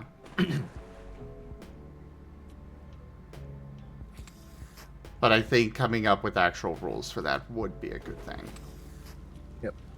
So what I went ahead and wrote down on the notes, just so that way we have this listed, is intelligent weapons based loosely on companion rules, effects based on item tier, limited functionality as a character until it is upgraded, and shared move pool, but only the user can use them until upgraded. Yep. That about the list? I'll write it out later for clarity. Yep, I just went ahead and wanted to make sure that that was noted for everyone else. Yep.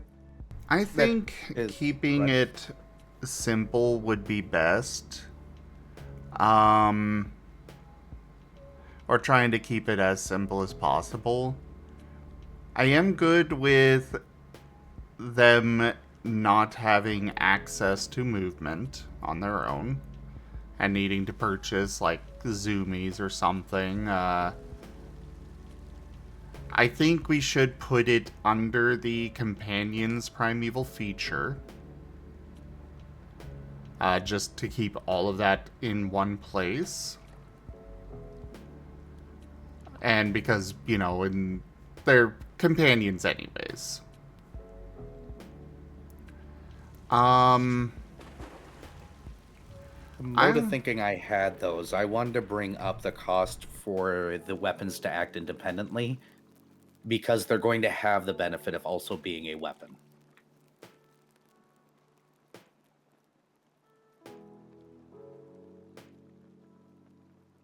So, like, going off of durability, being able to repair like that.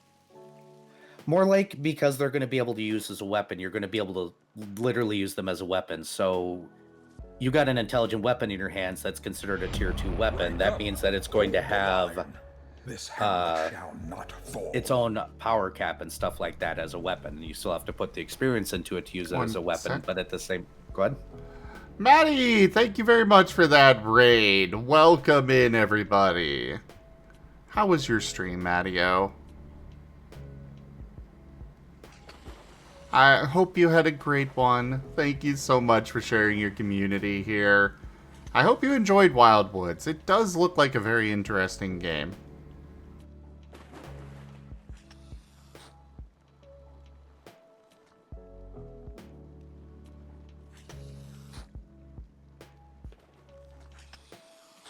Yeah. So I wasn't thinking of giving its own durability. I think they'll still have HP, but they'll still have like weapon traits and stuff, if that makes sense. So it'd be a halfway point. See you later, Pro Husky. You guys have come into us doing dev work for our SCAR system. Hello, Commander. In response to your request, we have sent backup. Good luck, Commander. Pro, thank you. Thank you so much for those gift subs. Surprised that started a hype train with just one person, but hey. I mean, that was a lot of subs. Yeah, that's 10 gift subs. Yeah, but usually you gotta have 2 or 3 people involved to actually start a hype train. But hey, hype train, everybody! Choo-choo.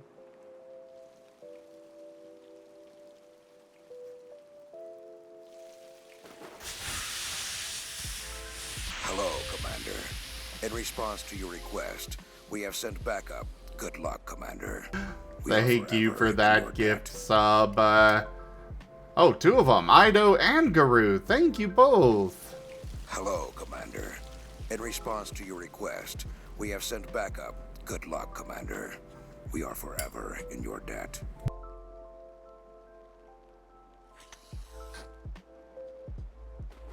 Thank you guys so much. It is really appreciated.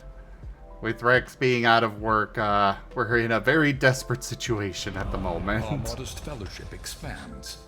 Praise the G-Man, thank you for that gift sub.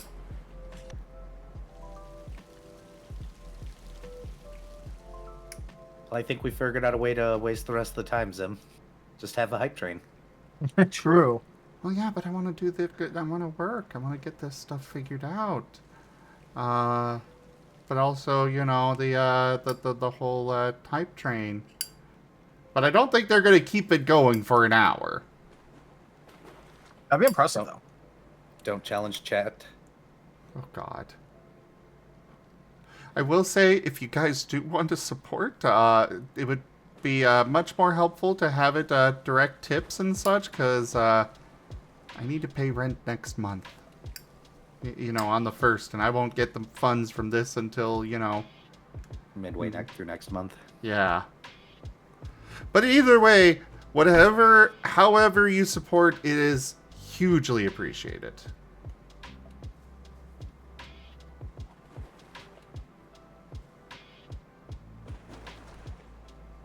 Well, thank you, Guru. Thank you.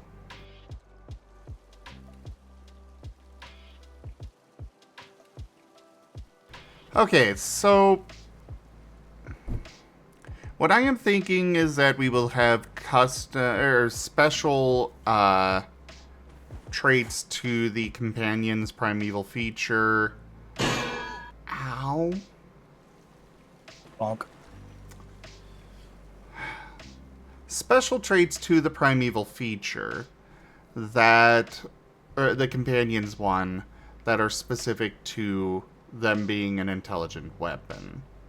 We'll have one that is free, which will just designate that this is an intelligent weapon, and that block will be like, hey, they do not have movement, but they do count as a weapon.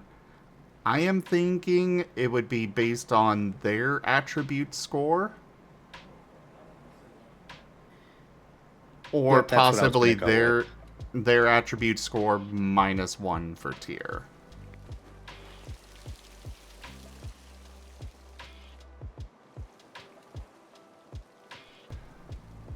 Because, like, their attribute score is going to be less than what the actual character is. Though you... Wait, what the heck? Huh. I have not noticed that event before. There's just a whole flock of rubber ducks floating by. Nice. But anyways, they can upgrade their, you know, with various purchases to them being, yeah, they can get to 100% of your attributes, which would mean that they would be the same attribute, or the same trait, or tier, that's the word, as you are. But at the same time, I'm okay with that, because it does require XP investment.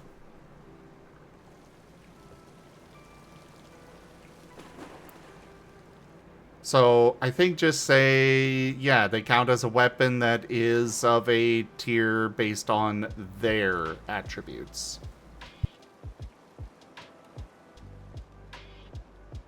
Do you have any thoughts on this, Tel? I'm really trying to think about it. I think I'm gonna need to mull it over a little bit longer. While I do, I'm gonna go grab a drink. It's certainly an interesting way of dealing with it, but I think I just need to think about it for a second. Okay. Not a problem.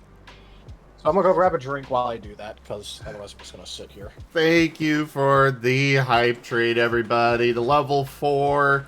Thank you for those 13 gift subs and 30 bits.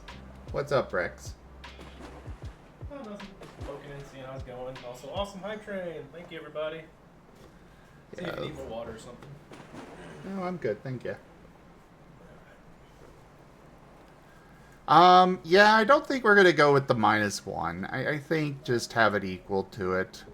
Kiss, you know, keep it simple. Base is 25% anyways, isn't it? Base is 50. Okay.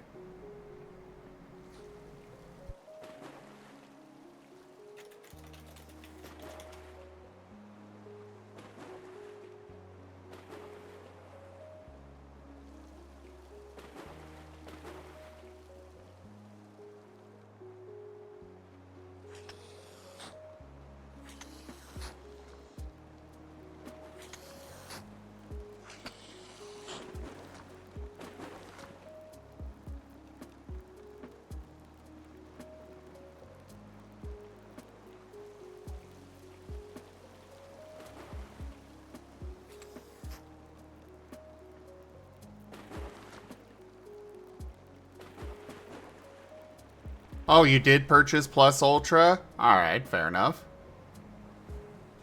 Ultra.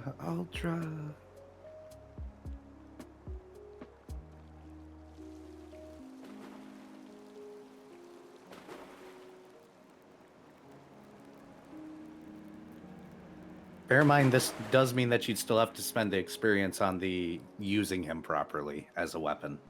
Yes. And have the relevant feats to use him, so I guess I'm fine with it now that I think about it.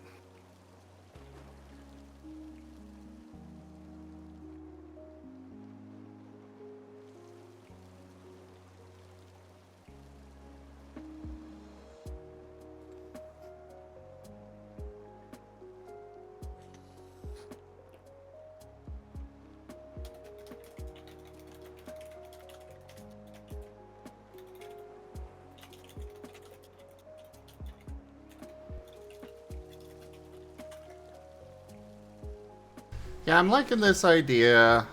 We can have a trait under the companions feature for what it would cost to actually give them a movement. But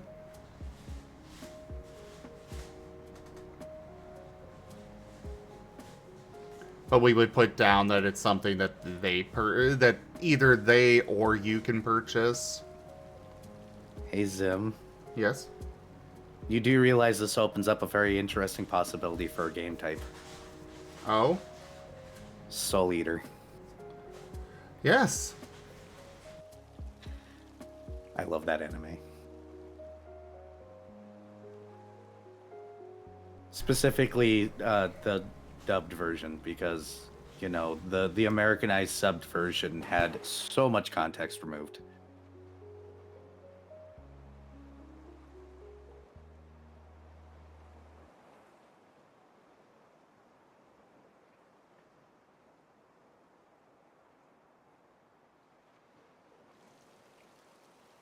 Literally, this system is going to be so easy to adjust to any fucking franchise you can think of by the time we're done. Oh, thank you for the biddies. 22 eggy bitties.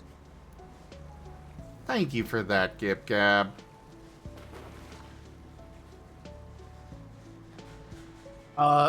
So coming back to it, yeah, I think I'm fine with that being how it works.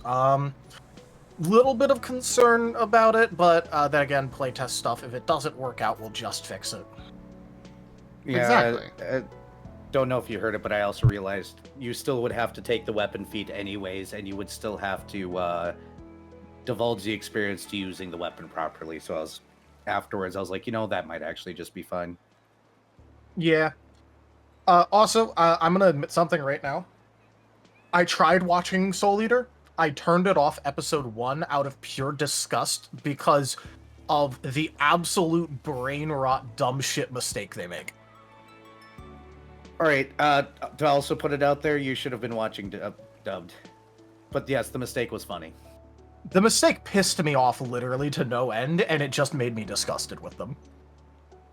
Go back and watch it. It actually gets really good. The dubbed Okay. But all I'm gonna say is you understand why that absolutely, like, enraged me, right? version. Yes, I do understand, Tal. But at the same time, actually, there's going to be a character in there that's going to enrage you and you're going to want him to die. So I want you to watch even more now. Just a character that is going to do everything wrong and you're going to hate it.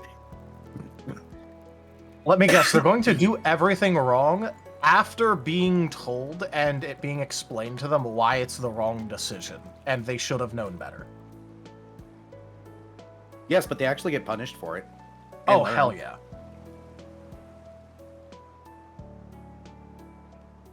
Shout out to anybody that knows exactly what character I'm talking about.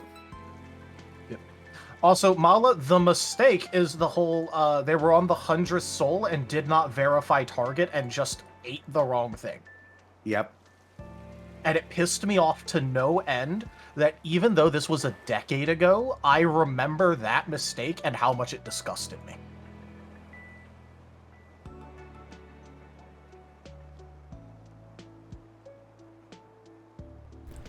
So, But yeah, can you write down exactly what you had in mind for that? Because I don't think I remember all of it good enough. But I do have an intelligent weapons section that can be forked off of. I'm not sure I like the shared move pool. I do want them to be able to function as a companion still.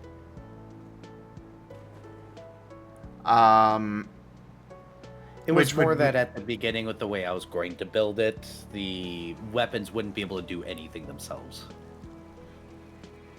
Yeah. Which was a part of the original thing. I think it's okay for them to be able to do actions, just like you know, any other companion. It's just they're gonna be a bit more limited on that. They're gonna need to either have a ranged attack or be right next to the enemy, but we can say that they can still go ahead and attack. So I went ahead and wrote down that can perform autonomous actions still, Yes. but just cannot move on their own. And I'll delete the shared move pool section. How much? So the base thing, just designating them as an intelligent weapon, is free. How much do we want it to cost for them to be able to move? I was gonna just say have the actual, because the companions get their own feats, right? Yes. Just have the companion spend the experience to have one of the movement feats. Or get it with one of the free ones. Yes, Okay. because generally speaking, weapons don't exactly have legs anyways, so True. So they would need to have basically hover, and that's pretty much their only option, I guess. yeah. Hover, fly. I can see a burrowing sword or spear. That'd be hilarious. Yeah, yeah, that's probably the best way of doing it. I'm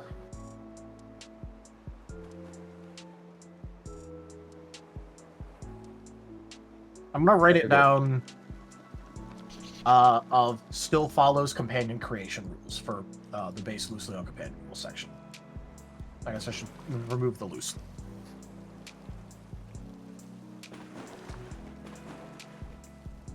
No, I'm just imagining somebody having a sword or a trident that can only swim. So, under effects based on item tier, do we want them to still be able to pick up weapon traits? I would say that would be one of the upgrades. And be upgraded to pick up item traits. I'd say 10 XP. Alright, dash 10. I'm fine with 10 XP for that. I have no issue with that. So under intelligent weapons, I'm gonna put EXP, and do we want it to be able to, do we want the user to be able to donate EXP to these effects until the sword can do it, or does it need to only be, or not, maybe I shouldn't say sword, until the weapon can do it, or do we want only the weapon to be able to contribute to these sort of things? I would say only the user, the original character. Okay. So, EXP for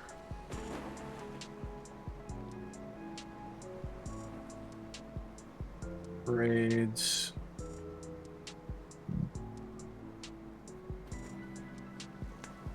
I seem to have lost track of the meld.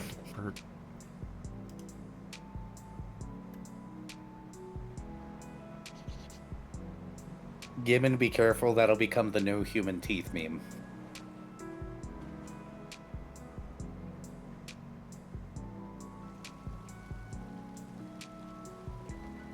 What were you looking for when it comes to meld? I'm trying to find the actual document that meld was on. Could you resend that to me? I mean, this document's like fucking hardcore out of date, but sure. Well, we haven't actually officially added it to the main document, so I wanted to go over it real quick. And I thought we had a section for meld. there is a section. I started writing it, and there's nothing in it, really. Ah, well, this thing wasn't even like fully up to date with what we decided meld would actually be. Considering that this document is also where I had the consideration for the bludgeoning, slashing, and piercing triangle. Isn't it in the notes somewhere where all that, when we decided all that? I think in the 2024 section, or maybe early 2025. Because I'm pretty sure that's one of the reasons why we started notes.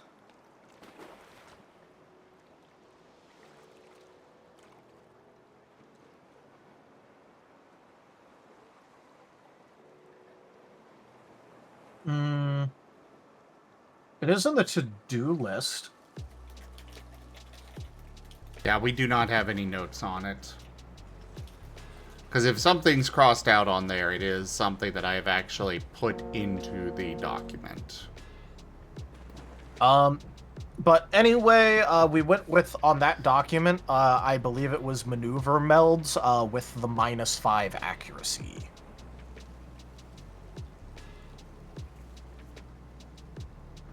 Also be right back here. And the action cost of a meld is the constituent action cost of those actions, which is also listed in there in the maneuver melds option.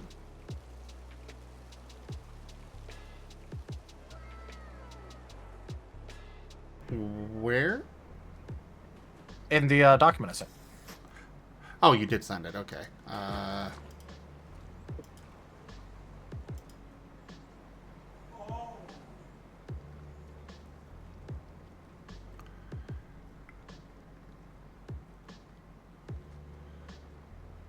Okay, so...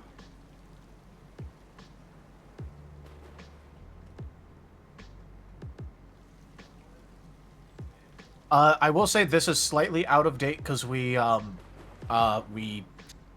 implemented an additional -5 accuracy onto this sort of stuff with the at the end of it.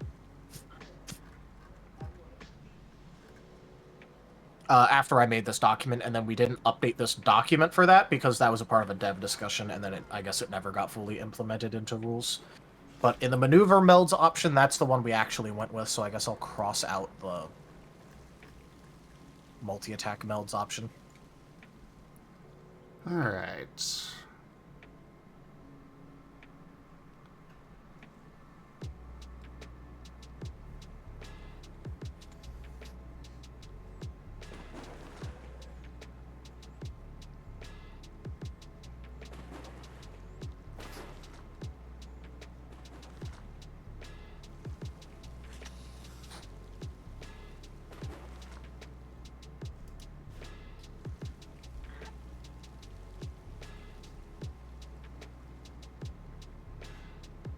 So bypass accuracy will just count as 0 for the sake of a meld? Yeah, we kind of decided that for melds and multi-attacks and all that a while ago. It just wasn't properly. Alright, put that in there.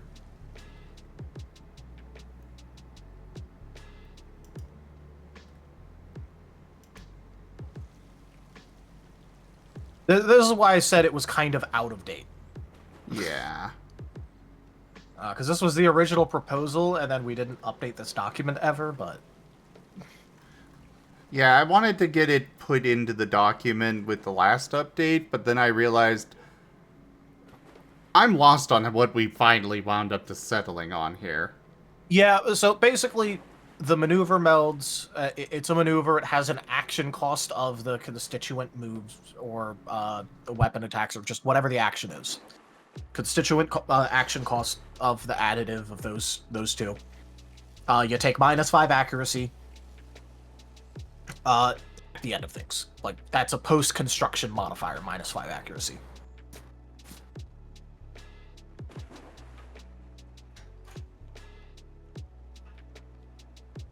Alright, got that noted. And this is why I'm really glad that forever ago we decided to include the terms of during and post construction. Yeah. It helps so much with stuff like this. I'm back. Welcome back. I'm gonna have to clear out my Google Sheets and my Google Docs one of these days because I've got a bunch of half ideas. Yep. So many half ideas and old characters now. Yep. So also, Gimmon, fun fact: you didn't get hit with a meld. You got hit with the knife. The other move part of the actual meld did not apply to you.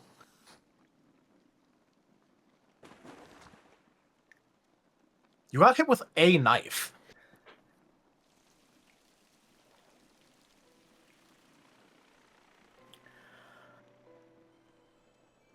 And just to touch on it, I enjoyed Soul Eater, the dub version, mainly because of the imagery and the innuendos that were made in the background a lot. Made me very happy. Not so much the story itself, because the story ended up getting rushed. Just to put that out there.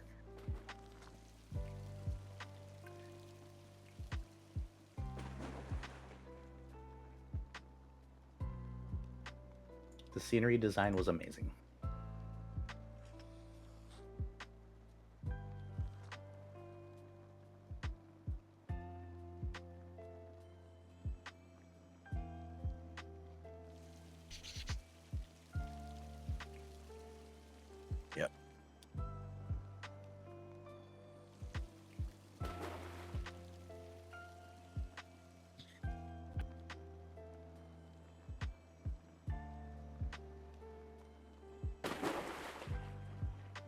Alright, yeah, that looks good. Yep. We didn't change it that much. It's just more that we changed some minor things about it, and then just kind of didn't write it down in this document. Yeah. We I would- changed it to make the flow more make sense. That was English. So is this where I make fun of you for that, like you made fun of me earlier? Yes.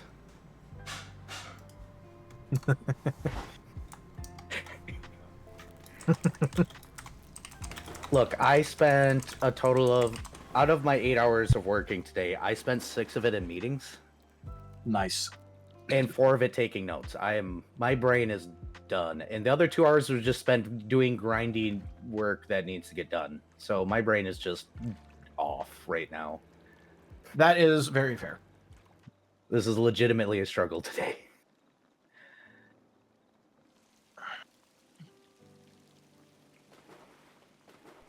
Okay, so we got that. What's up? I was just gonna bring up the fact of yes, back when our documents were not split up, and it was just more like whatever you were working on at the time all merged together. Because this has the meld thing, and just tacked onto the end of it is just stuff about the proposal for bludgeoning, slashing, and piercing. Yeah.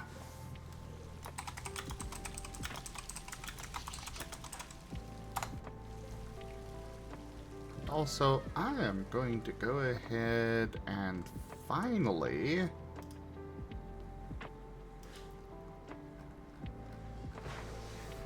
move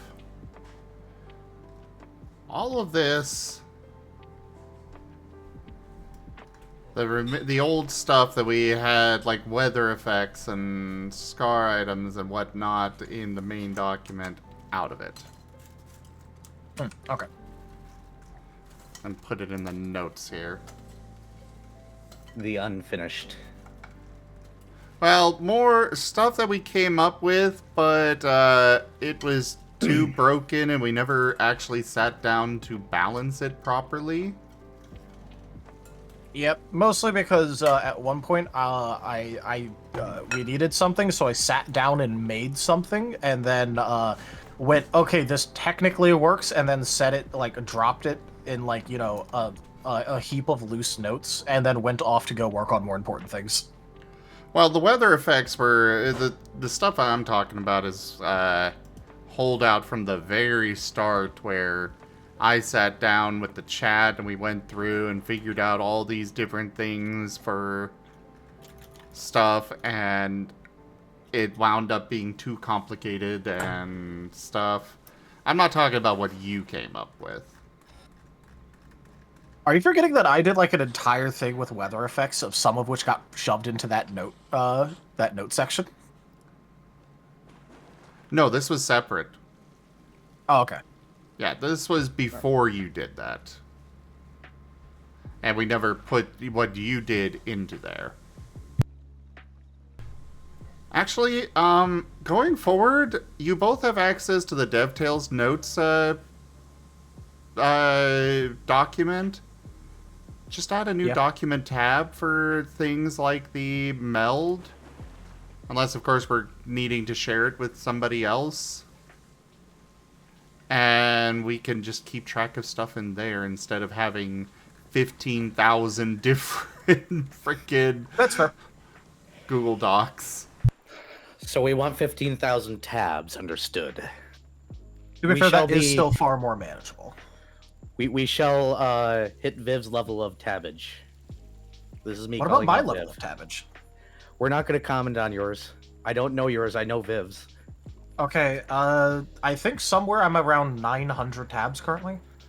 Wait, hold on. Let me count my windows. I'm going to put you in the corner.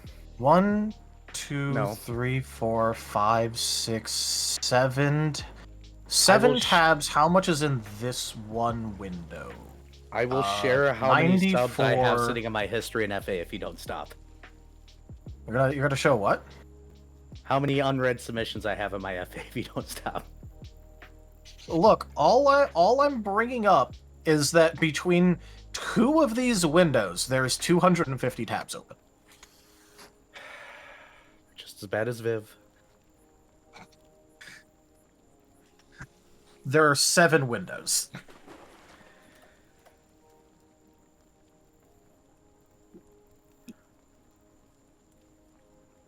So I guess I was wrong. I'm probably more around 875 instead of 900. Now let's see if you react to this the same way Viv does. Let's see. Ooh. Why? 1, laziness. 2, I tend to go way back in my history. 3, I'm still amused that it caused an issue. And 4, I use it to piss off Viv whenever he brings up how many tabs he has open. Because that actually bothers me. I've actually cleared it less now that I know it annoys Viv. And I'm glad he doesn't listen to these. You know what, Merle? Here, I'm gonna play a small game of the current window I have open. Left to right, leftmost is the SCAR document. After that is my current mockup where I'm changing a bunch of the stuff for 1.4.2 on the character sheet. Third is Zerda's item list thing. The fourth is the weapon and armor traits. Fifth is the accessory traits. Sixth is the item and material math. 7, 8, 9, 10, 11, 12, 13, and 14 are various characters that I have for, and highly important NPCs for various games that run, in order of which day they run on the week. After that is my tabletop music tab. Then one of my main Google Drive tabs, where it's just the drive itself, where I navigate to get to various things. My Fujitech Reactive tab. The feats proposal is after that.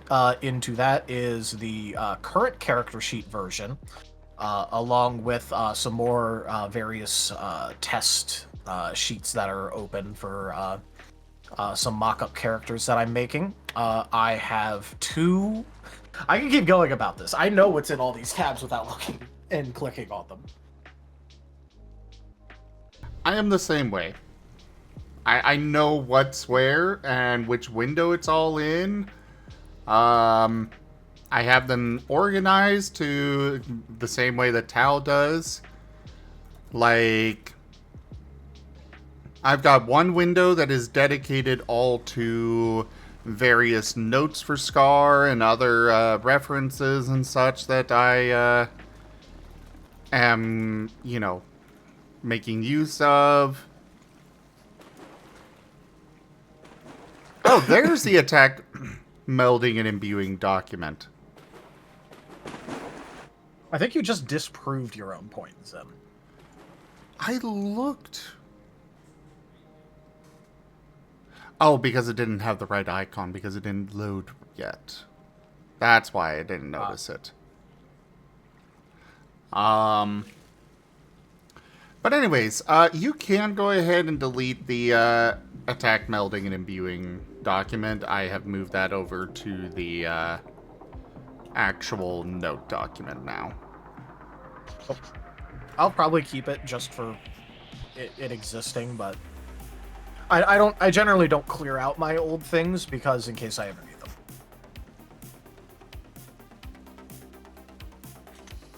Fair enough.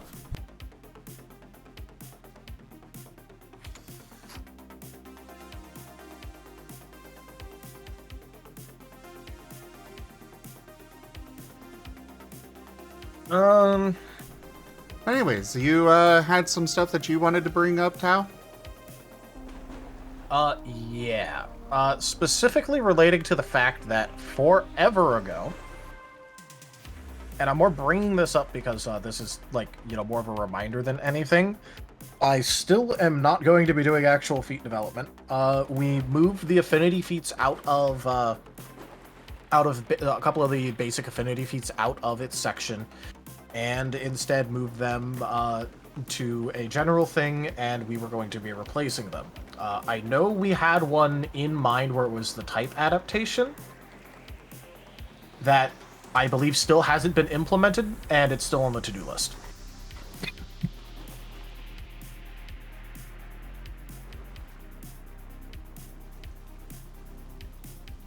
Because I think right now, yeah, Basic Affinity only has the follow-up feat inside of it. It has Yes. Okay, it only has follow-up. I thought it had the Jack of all trades and stuff in there too. No, Those that were- got moved to Generalist. Did Yeah. it? Okay. Yeah.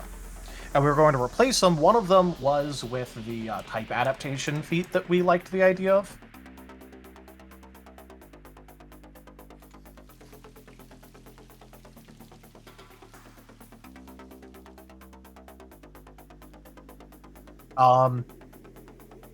So I more just wanted to bring that up because that's been on our to-do list like forever.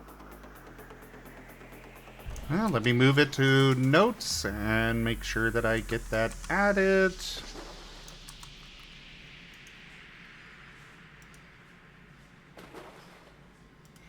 But we do, therefore, we do still need another basic affinity feat.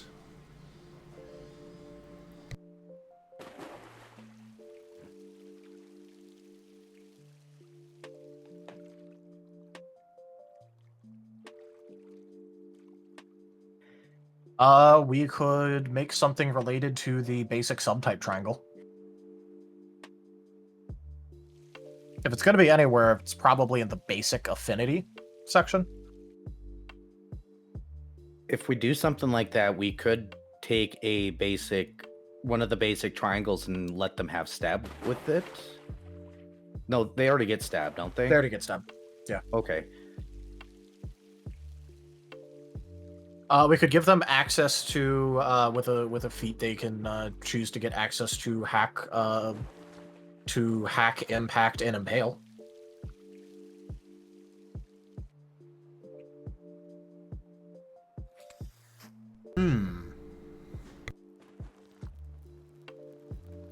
Because if it's going to be anywhere, it should really be in the basic section. Because it's the basic subtypes.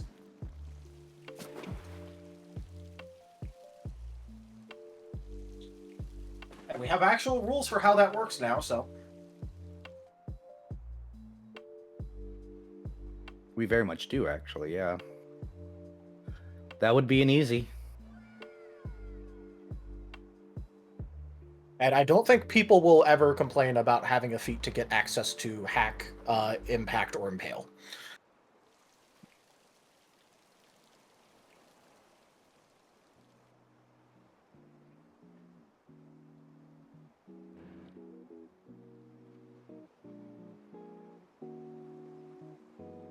Do we want it to be all three in one feat, or do we want it where they have to repurchase the feat for each? I think it for each. I think repurchase the feat for each because it gives you access to that basic subtype upgrade now for like anything you're using. True. So like, if you have, like, let's say you're just doing like, a basic type character where their moves are just various iterations of the basic subtypes, which is actually a very good character build, funnily enough. You can be John Fighter and go around and do that stuff, and it's a legitimately, actually good and consistent build. You would just get access to that basic subtype damage type from now on. So you could, like, turn your slashing attacks into hack attacks.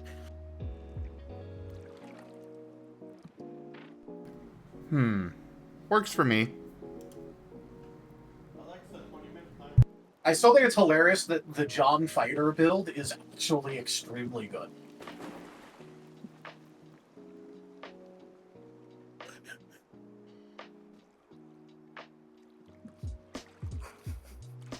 Also, Vari immediately on board. I mean, yes, tails are the best, obviously. Sure. I just like how much Vari was like instantly on board. If you give Vari any level of toy, he's going to be happy. That's fair. Besides, getting access to an upgraded basic subtype damage is worth a feat. Yes, very. Yeah, I'm good with that. I have added it to the notes.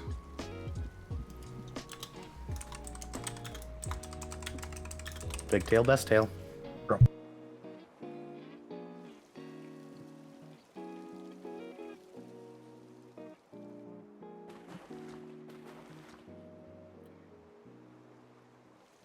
This might be a good spot to end. Because we got about 15 minutes. Yeah, but didn't Zerda say he was going to be a little bit late? I need to run to the store between this ending and game. Okay. Real quickly, because I have not had food. Yes, go take care of that. Okay. Yeah, because you He's did at 10 say like 10 minutes ago to give him the extra 10. Yeah, I see that now. So we could probably go through one thing, and then the convenience store is just around the corner. So Nah, we'll Okay. go. I mean, do you have something right away, Tao? Something quick, I or was just you, gonna. Aaron?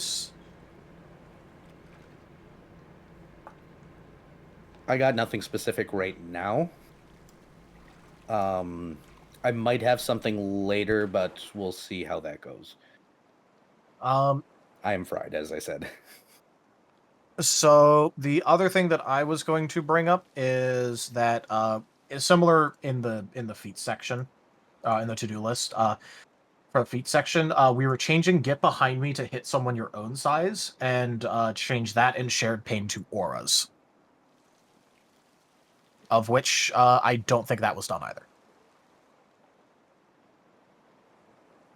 Because I control F the document, and it's still called "Get Behind Me," Yeah, and it's not an aura. I keep forgetting that the to-do list. So I've been treating the to-do list as this is where I put things that we need to talk about, instead of what it actually is of Things that you need to do. yeah. So I will get on top of that. Either way, it's at least been moved to the main dev notes. But otherwise, I think I'm okay with calling it here and taking a break before game. Yep. All right. I just wanted to get that out of the way because effectively just clearing out the old stuff that needs to be done. We already decided on it, and it just, it's been sitting there for like half a year. Yeah.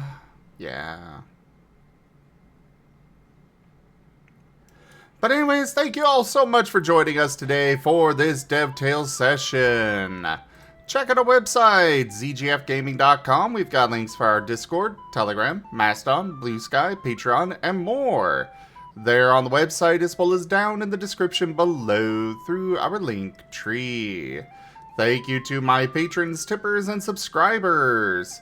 It is your support that keeps this channel alive and going. I cannot do this without your guys' help and your support, so thank you. Consider becoming a patron over at patreon.com/zgfgaming. It's one of the best ways to support the channel, though you can also do so by sharing the stream around, picking up packs of cards to stream loots, using our Humble Bundle partner link, tipping to the channel directly, or commissioning one of the artists that I manage for. Their info is at zgf.art. But for now, thank you so much for joining, and I bid you all the most fondest adieu. Bye-bye. Bye.